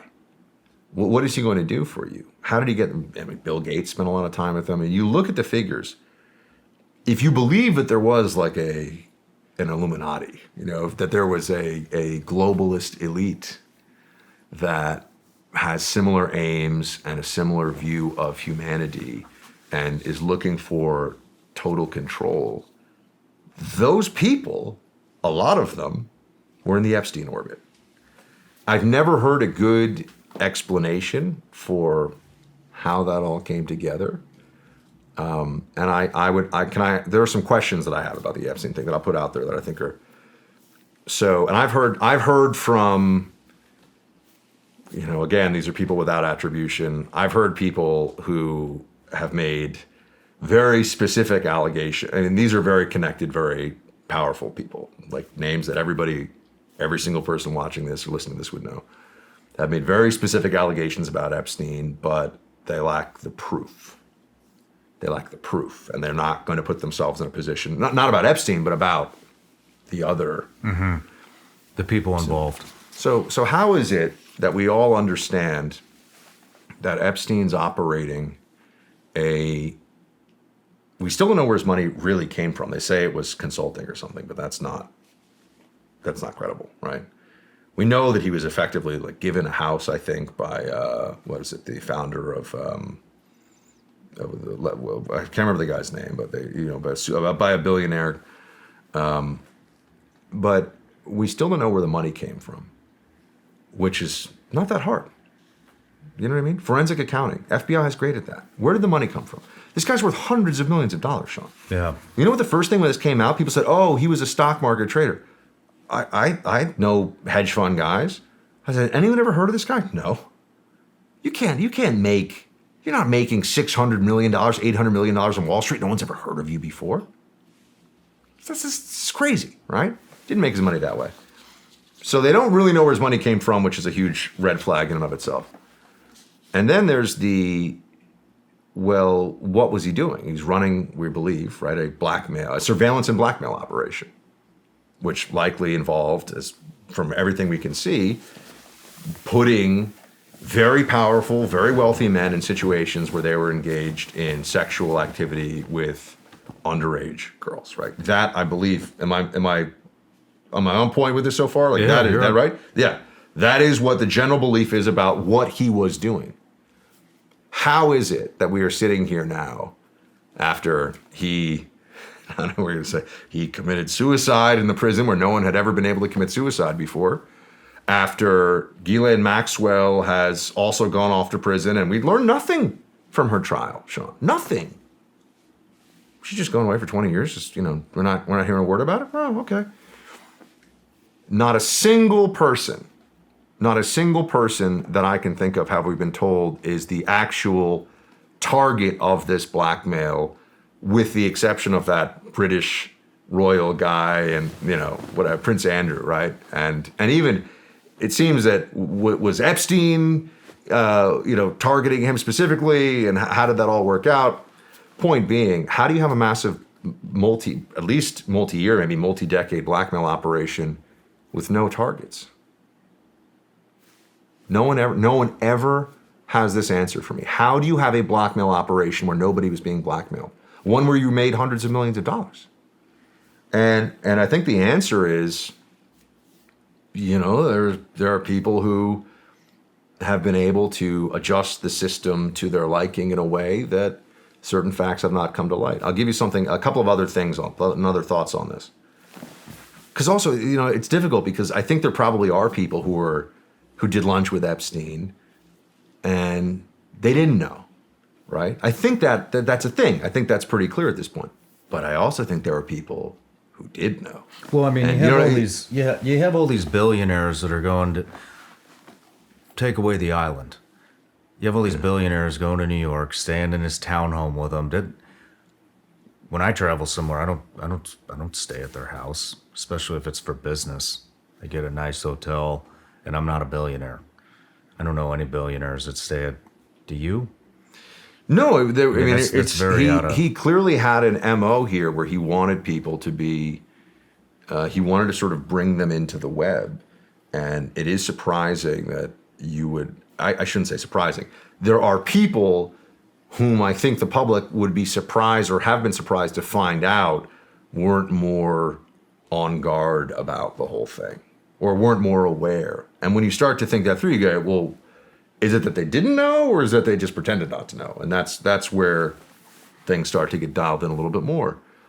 But I will tell you a couple of data points that also go in there is no. So I think we can all agree we don't really know where his money came from, and it's massive wealth, hundreds of millions of dollars. Okay, that's very strange. We should know where all this money came and went. It's all being done electronically. It should all be trackable. Oh, Swiss banking. There's no such thing as Swiss banking secrecy anymore. Give me a break. There'd be ways to figure this out. Someone doesn't want to know. Beyond that, where's the blacklist, the target list, the black book, whatever? Where is the target set that he was blackmailing? If we all think he was blackmailing, who is there? We haven't been told that.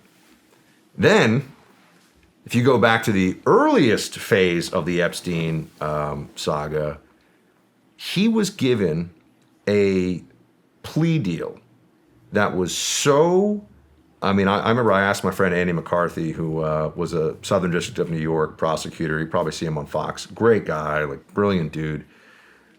I asked him about this specifically, this notion, and so he confirmed it for me.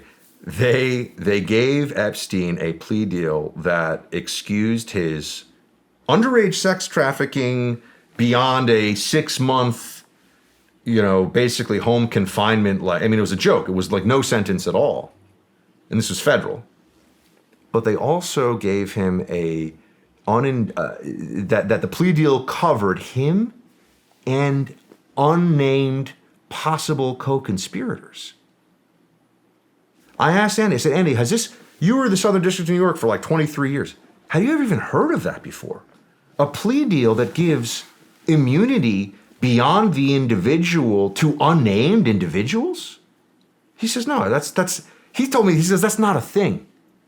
So you got a guy who is trafficking sexually underage girls. You got him nailed, dead to rights. And you give him the biggest sweetheart deal as a prosecutor anybody could ever imagine, the point where it's not even done in prosecutorial circles. Like this isn't even attacked. Why would you ever do that? There's no basis for this in law.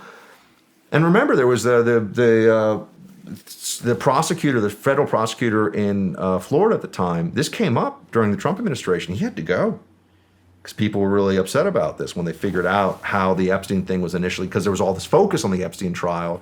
They said, wait, what happened back in, the early mid-2000s when this first came up?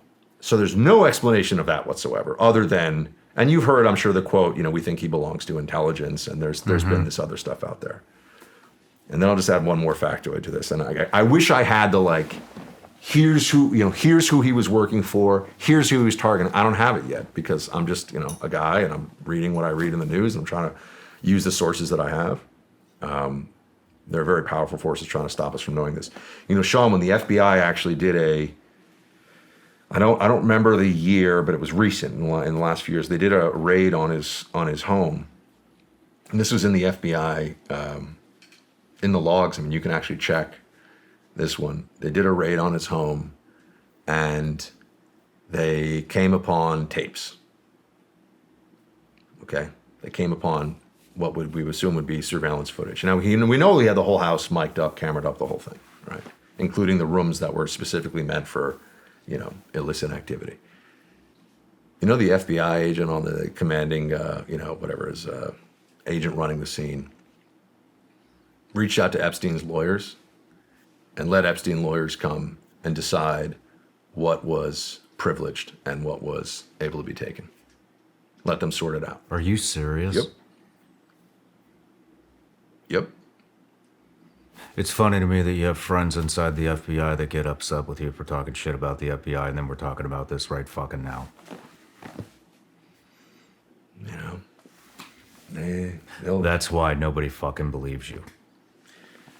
FBI has gone into a very, as an institution, gone into a very bad place for a number of reasons with the politicization. But on the Epstein thing, I mean, you think about the ferocity with which they went after Roger Stone for basically making a joke on Twitter DM.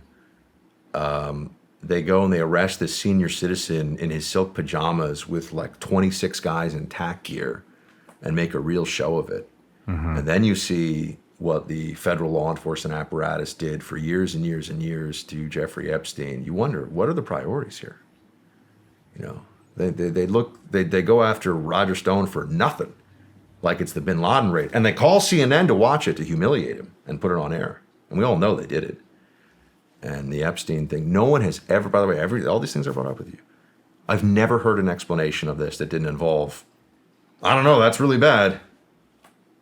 So what does that tell you? You know, I hate when people just say, this goes all the way to the top. The Epstein thing goes really high. I don't know where it stops, but this is not the way the system tells us that it works. And you're being asked to believe a lot when you're asked to believe the official narrative of what's really happened there. He's just involved with so many people. I mean, the Virgin Islands are subpoenaing Larry Page of Google and JP Morgan for their ties with Epstein and human trafficking as of May 4, 2023. A federal judge ruled the JP Morgan and Deutsche Bank can be held physically liable for allowing Epstein to maintain his network of underage girls for sexual abuse, actively enabling him to continue his crimes. Do you think anything's going to happen with that? This is where I go into I would love to believe that the system Will do the right thing. Wants justice and will do the right. Yeah, except but see, this is what you want to believe. This is party that wants to think the good guys, the cavalry, is going to arrive. Cavalry didn't arrive in time for all those young girls.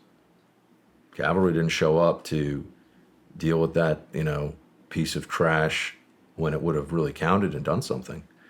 And I think it's very hard for people to see all these moments where there was at best this failure and not feel like there's something else that is at work with all of it. I think that there's no good explanations for how these things happen that don't involve. There is such a thing as a conspiracy, and some conspiracies are real. And with Epstein, I think we've seen the very kind of situation where incredibly powerful people will go to extreme lengths. I mean, there are few things that, no matter how powerful and rich you are, will destroy you, in the public eye and legally, as fast as, doing, illegal acts with underage girls. So what are the very powerful people who Epstein was targeting? We assume there were people who he was targeting. What are they not willing to do? Or what levers are they not willing to pull in order to make this sort of thing go away? Nothing. I mean, they're having sex with underage women. That doesn't get any worse than that. So that's when you see, and they remember the Epstein case. Really, I think it was the Miami Herald wrote about it again in 2019. It had sort of faded. People weren't really talking about it for a long time. And then finally there was this outrage about it, and there was a focus on it. But it's just really disconcerting at the deepest level to see that this is a guy that should have been put away for, look, man, I don't like to do the thing where we compare this thing to that thing, or, whataboutism. You had people on January 6th who didn't hit anyone, didn't break anything, didn't threaten anyone, and they were locked up like animals for 18 months in solitary confinement in a DC jail that was practically a gulag because they had the wrong politics and they were in the wrong place at the wrong time. Effrey Jepstein was trafficking underage girls, and the system gave him a 6-month home confinement, go into a county jail for a couple of days a week thing, and just, made most of it go away. And then he kept doing it. That's the system. So you sit there and you say, is it a justice system? Doesn't feel like it to some people. Speaking of, all these people have something dangling over their head. One thing I forgot to ask you about the Twitter files. Sure. Is we heard from Musk time and time and time again about Fauci, and when they dropped the Fauci files, and now that's gone. That's not going to happen. In fact, he even said we need to move away from the Twitter files. Why do you think the Fauci stuff never came out and probably never will come out? Fauci is protected because he was the point man for really the biggest government fraud and abuse of our lifetime. And he understood. See, Fauci is a political animal. He was before he retired, the most highly paid employee in the entire federal government, which is remarkable. I know federal government's big. There's a lot of people in the federal government. Highest paid federal government employee, had lasted in his role for decades and decades.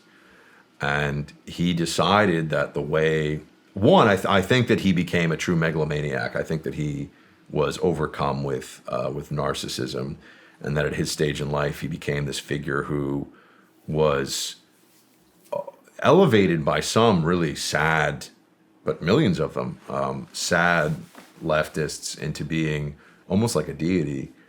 I think he started to believe it himself a little bit. I think that he disconnected from obvious reality and started to think that hero worship was rooted in the fact that he really was somebody who should be worshipped. And he also was critical to the Democrat plan of unseating Donald Trump and taking over the White House and taking power. He mobilized as a political operative for them. So up to this point, he has been, the scene in The Departed where he's like, that's a guy you can't touch, he's a made guy, you can't touch him. He was a made guy.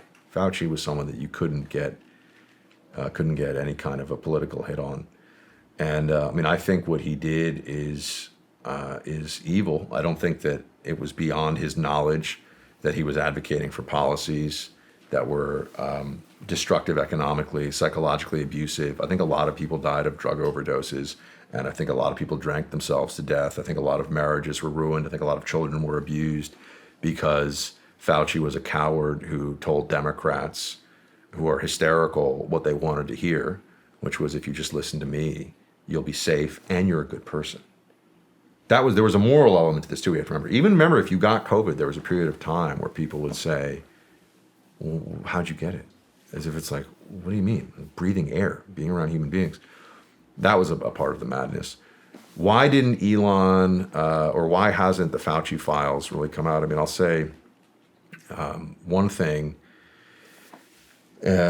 My guess is that Fauci is, he understands he's subject to FOIA.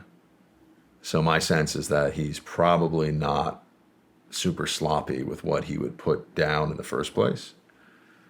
That's on the finding the most positive interpretation of it possible. I think it's also, and this is a bigger piece of it, Elon's taken on a lot with what he's doing with Twitter and is getting immense pressure. Mm-hmm. This is like a break in the dam of the collectivist Democrat, control. This is, you finally have, we can't even begin to, I think, understand how much personal and professional pressure he comes under as a result of this.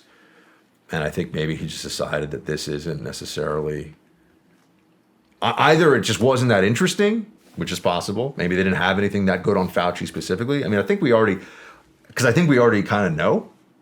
Or he just decided that to keep Twitter alive, not going to go full on the Fauci thing. So that's my assessment. People can pick and choose what they think is right or wrong about that. That's how I see it. Yeah, and I would love to see it. I mean, I would love to see it. I think I was probably, I think I despise Fauci more and sooner than almost anyone else that I know in the entirety of American media, because I saw exactly who this guy was. All I had to know was the flip on the mask issue. Goes from, it's not a big deal, doesn't really work very well, don't waste your time, to this is essential. If you don't do it, you're a bad person. Yeah. It was in lockstep with the psychology and the political needs of the Democrat left. That's all it was.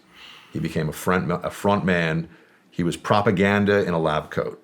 He was a tiny little tyrant doing what the collective apparatus wanted him to, and we all suffered as a result of it. And I think he's truly shameful. I mean, I think what he did is monstrous, and I think the people who went along with it have a lot of soul searching to do, and they were hateful, and their conduct was shameful, and the forced vaccine mandates was a disgrace, and the mask mandates on planes and in restaurants was appalling and pointless, by the way. But to me, it still goes back to, it feels like a dry run for totalitarian control in this country when the next crisis comes. I don't know, like locking up a presidential candidate in an election cycle. Let's take a break.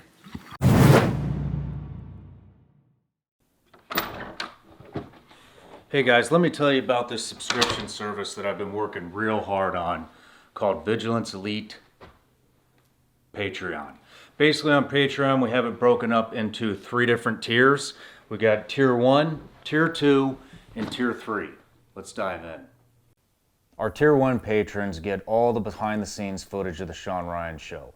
That could include behind the scenes photos, that could be side conversations that we have in between breaks, that could be specific questions that our patrons give us for the guest on the Shawn Ryan show, and a ton of bonus content that doesn't really fit into any specific category. For our tier 2 patrons, they get access to our tactical training library, which consists of well over 100 videos. We've broken those videos up into separate categories, and those categories are rifle fundamentals, pistol fundamentals, drills, tactics, driving, gear and weapon setups, and everybody's favorite, mindset. Also on tier 2, you will get a live update from me on the 1st and the 15th of every month, where we talk about the upcoming guests on the Shawn Ryan show, plus all the benefits of tier 1. Our top tier, which is tier 3, gets full access to all the other tiers, plus they get full access to me, where we do video teleconferencing, VTC, once a month. We discuss anything from tactics to current events to who's coming on the show. I take suggestions, and it's very interactive. No matter what tier you choose, the support is greatly appreciated, and it is the only thing that makes this show drive on. So thank you for all the support. See you on Patreon.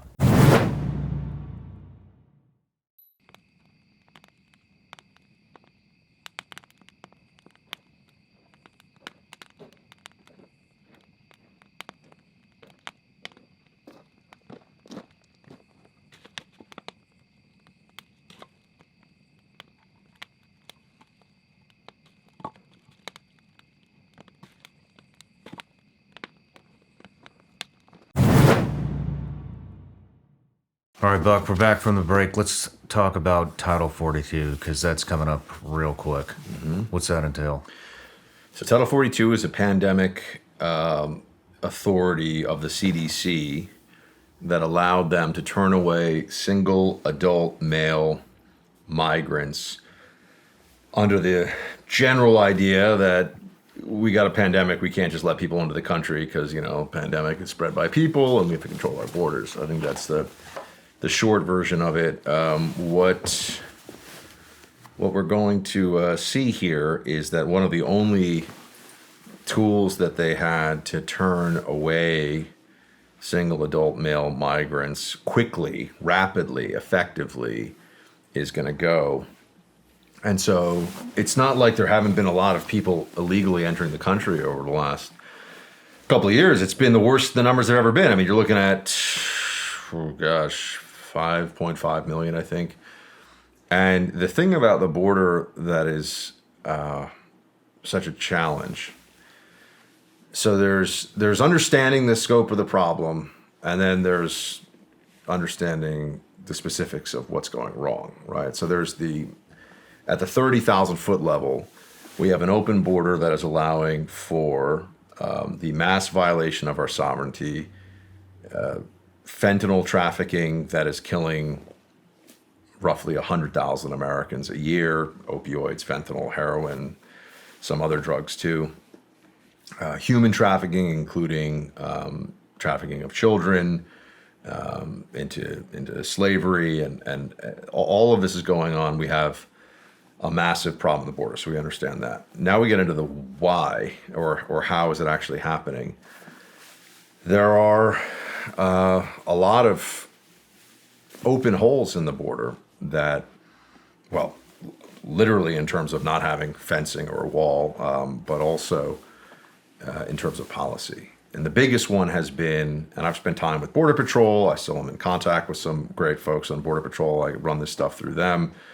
And I'm fortunate with my radio show, I can basically ask for any policy official I want, not working for the Biden administration, but previous, and they'll come on right away. So a lot of access to expertise on the issue of the border, which has made me learn a lot.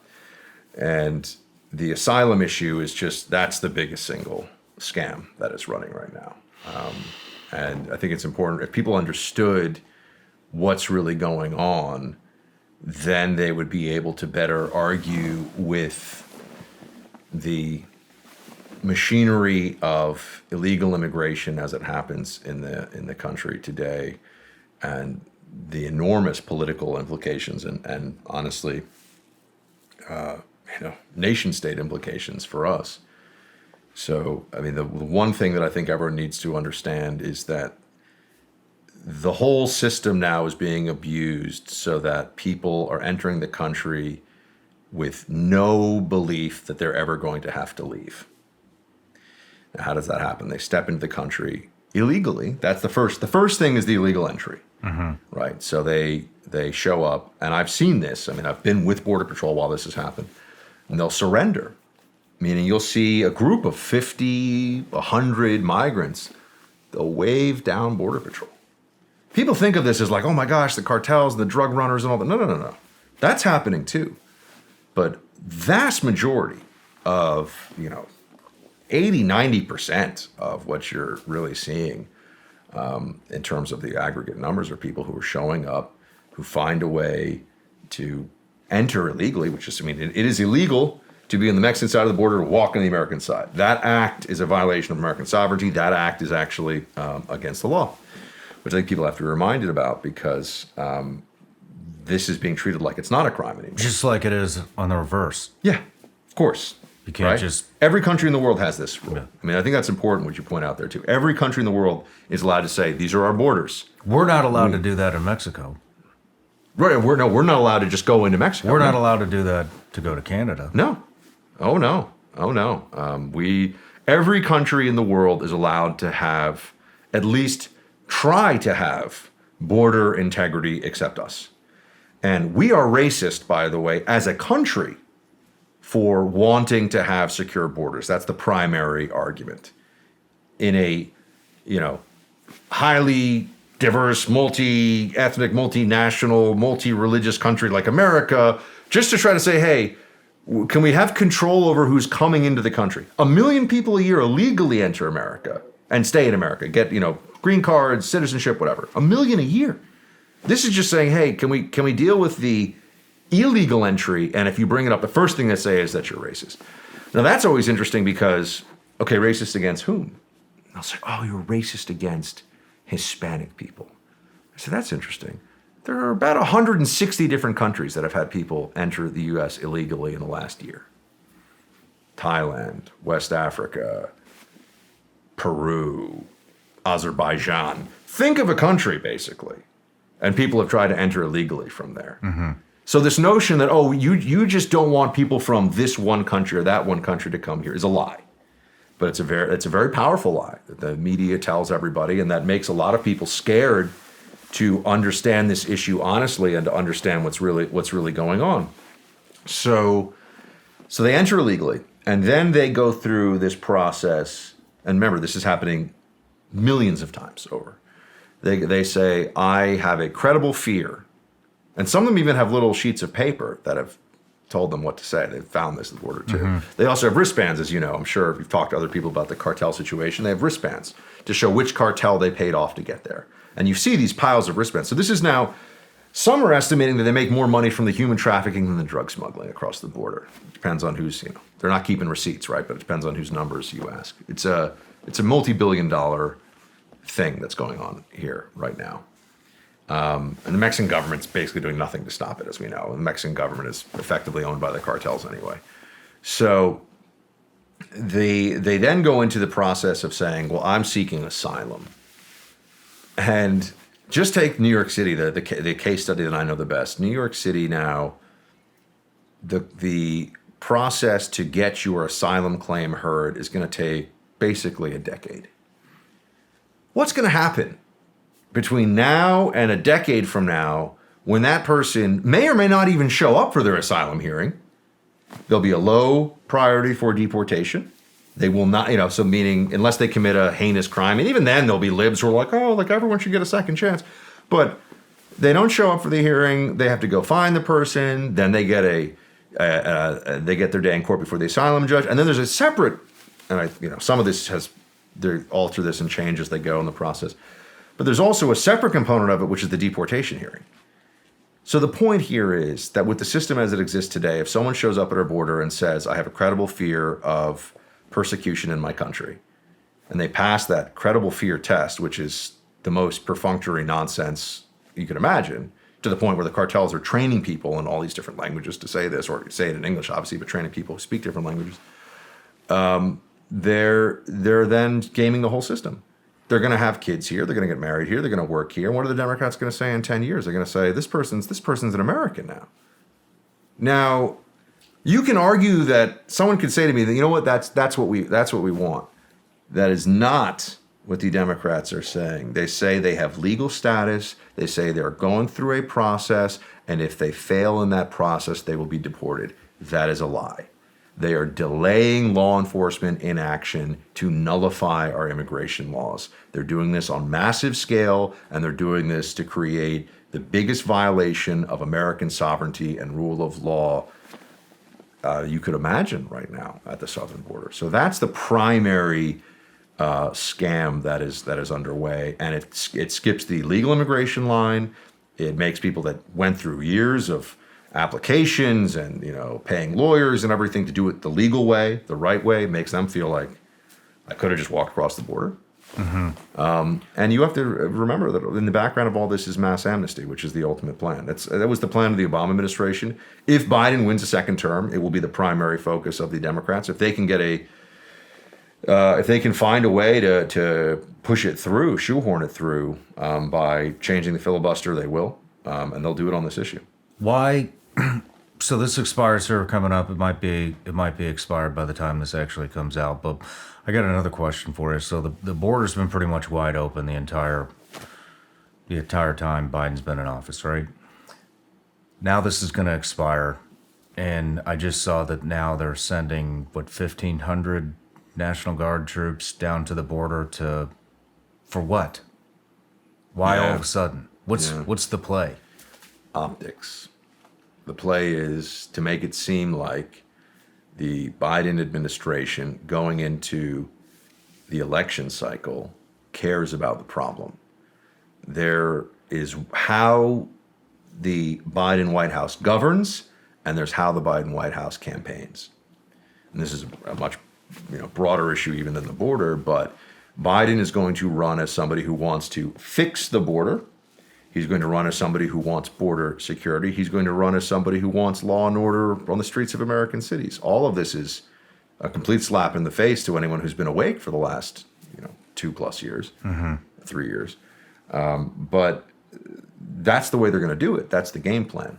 This is a head fake. Sending National Guard to the border is a head fake that is meant to look like they're doing something to make the border better, more secure, whatever it may be. The reality of I've been at the border with National Guard guys there. See exactly what they do. They aren't securing anything. They are processing. They are helping to process arrivals. They are handing out bottles of water and just a presence there, doing admin effectively. They're not chasing cartel guys. They're not making arrests. They're not turning people back. None of that. So the popular conception of let's just send the military to the border, military under the current regime, there's no authority to do anything at the border. The authority is to welcome the illegals and hand out bottles of water. That's the authority. So they're just sending them down there for a show to try to convert more voters. Yeah, to make it seem like they're doing something. The other big challenge you have. How many people do you think are going to fall for that? Because this has been going on since he got elected. How many independents?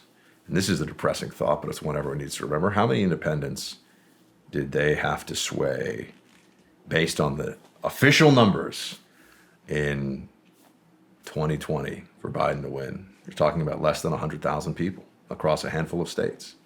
So they're not always playing to... How many independents do you think they did sway? Oh, God. That's a really good question. Depends on where you're asking me. I mean, look, I think that they rigged the system using COVID as an excuse to change election laws in ways that violate state law in places like Pennsylvania. I think that there was a refusal of some of the individuals in the judiciary to take on cases to look at, if people are voting in Georgia in the wrong county, honest mistake, okay, fine, but those votes aren't supposed to count. And when you're talking about losing by, 14,000 votes, the rules are the rules, right? Didn't want to look at that. There are places where there were clear failures of the system. But, I think that when you look at the reality of the data now on independent voters, not just in 2020, but in 2022, the Republicans have a problem. We do have a problem. We have a problem with Republicans who won't vote for certain Republicans, right? That's real. People can say, oh, but, get all angry about it. It's just what happened. And I think the data reflects that. So I think that's a huge problem. And yes, in my personal opinion, that could be fixed. Yeah. It's something. If you've pissed off the entire fucking independent voting population, then you did something wrong. Yeah. Would you agree with that? Mm-hmm. Look,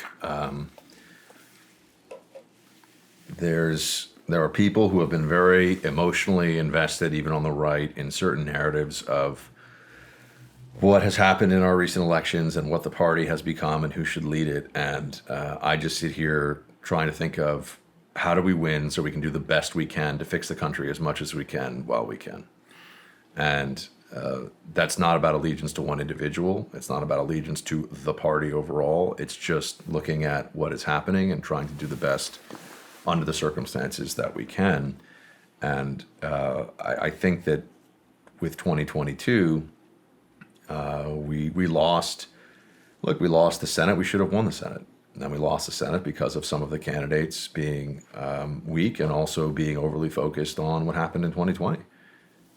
And people say, oh, and they get very mad about this. And I say to them, and these are my people get very mad about it. And these are my friends and colleagues and some of my listeners. I say, we have to be able to be honest with each other about how we win, what needs to happen to win, or else we just keep losing and become kind of victims of the system and just blaming, oh, but this is, there were some Senate candidates in 2022 who were bad candidates and took the wrong approach. And we should learn from that instead of saying, oh, but, something else, rawr, Republicans, I don't like them, they didn't do the right thing. Or, people just get very angry about it. Like, I got angry about it.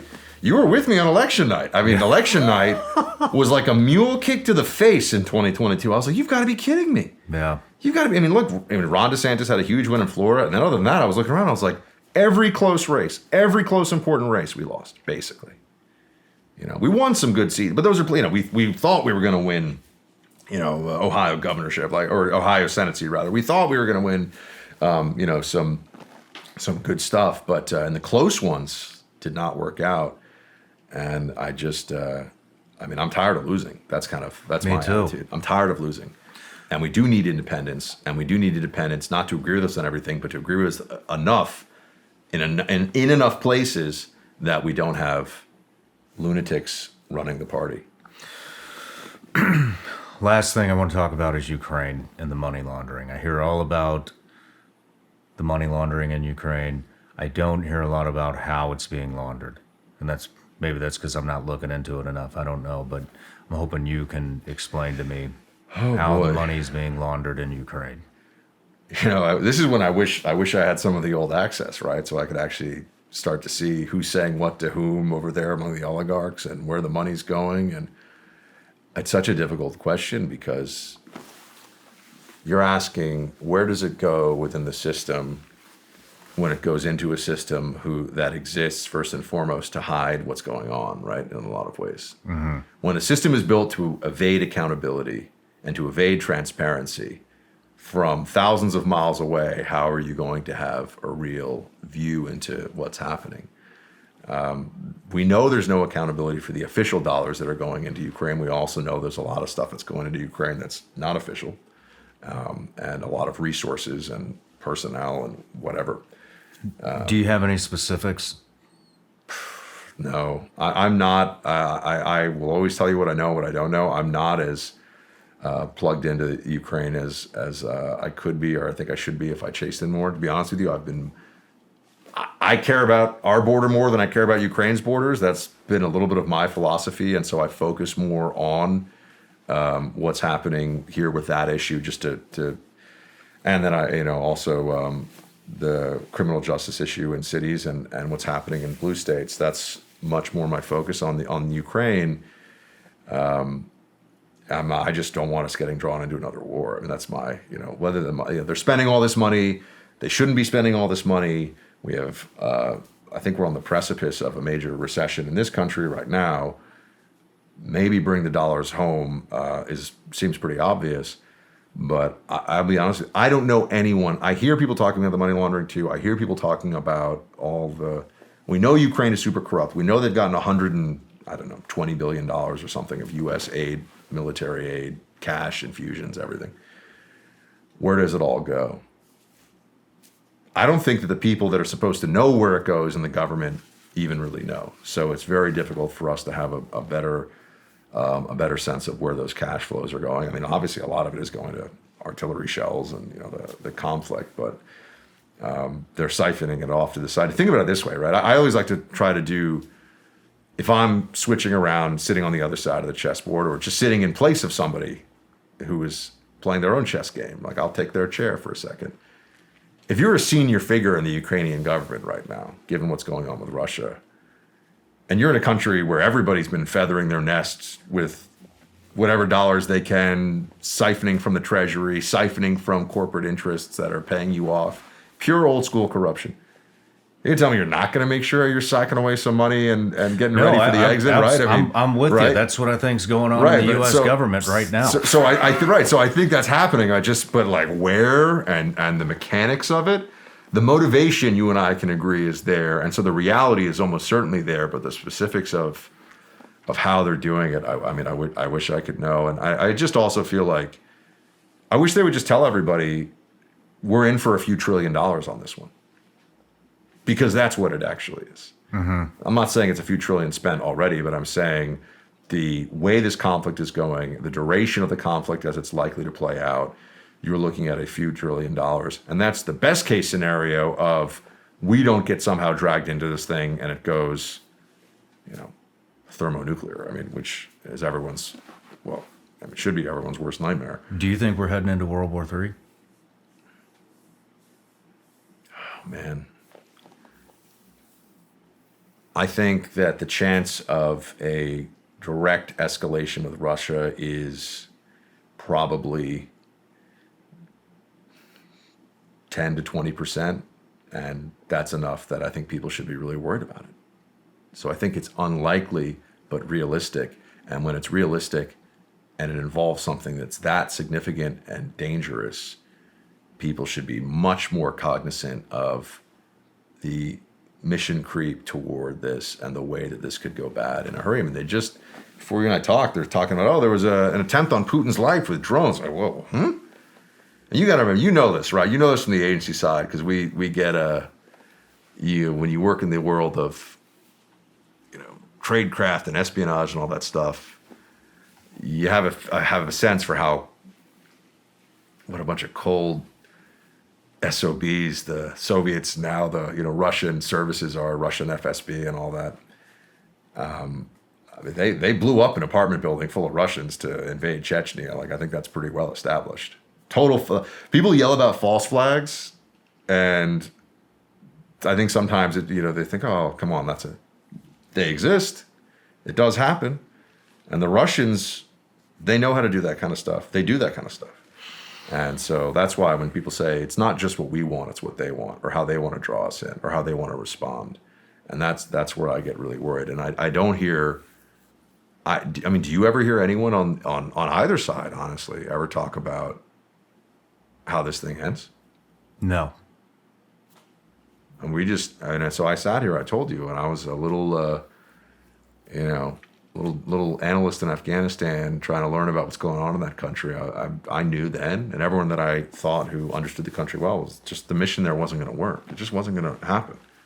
Not with the Pakistani sanctuary next door, not with the history and culture of Afghanistan as it pertains to a central government. We could go, talk about that for 3 hours. It just wasn't going to happen.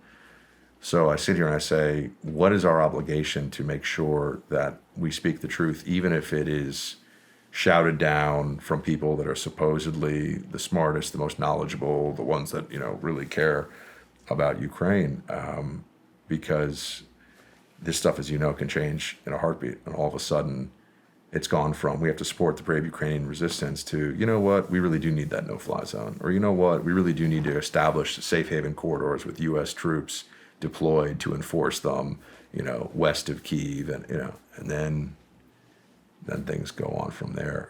We have learned a very painful lesson with how useless sanctions are. Again, this is amazing, isn't it? We're always like, oh, well, we're going to slap them around with sanctions. Mm-hmm. Really? You're going to slap Russia around with sanctions? The hydrocarbon superpower that in a world where the economy still absolutely positively needs natural gas and oil, you're going to do what exactly? And we learned. At the beginning of this conflict, we were told we're going to crush their economy. We didn't crush their economy. The really smart people who tell us we're not going to get in a war with Russia, they said we're going to be able to bring Russia to its knees by cutting them off from the international banking system.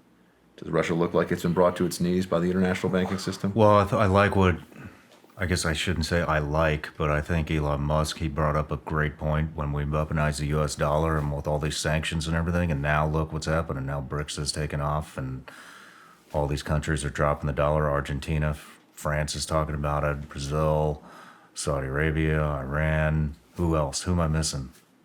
I mean, that's a strong list of people that are moving.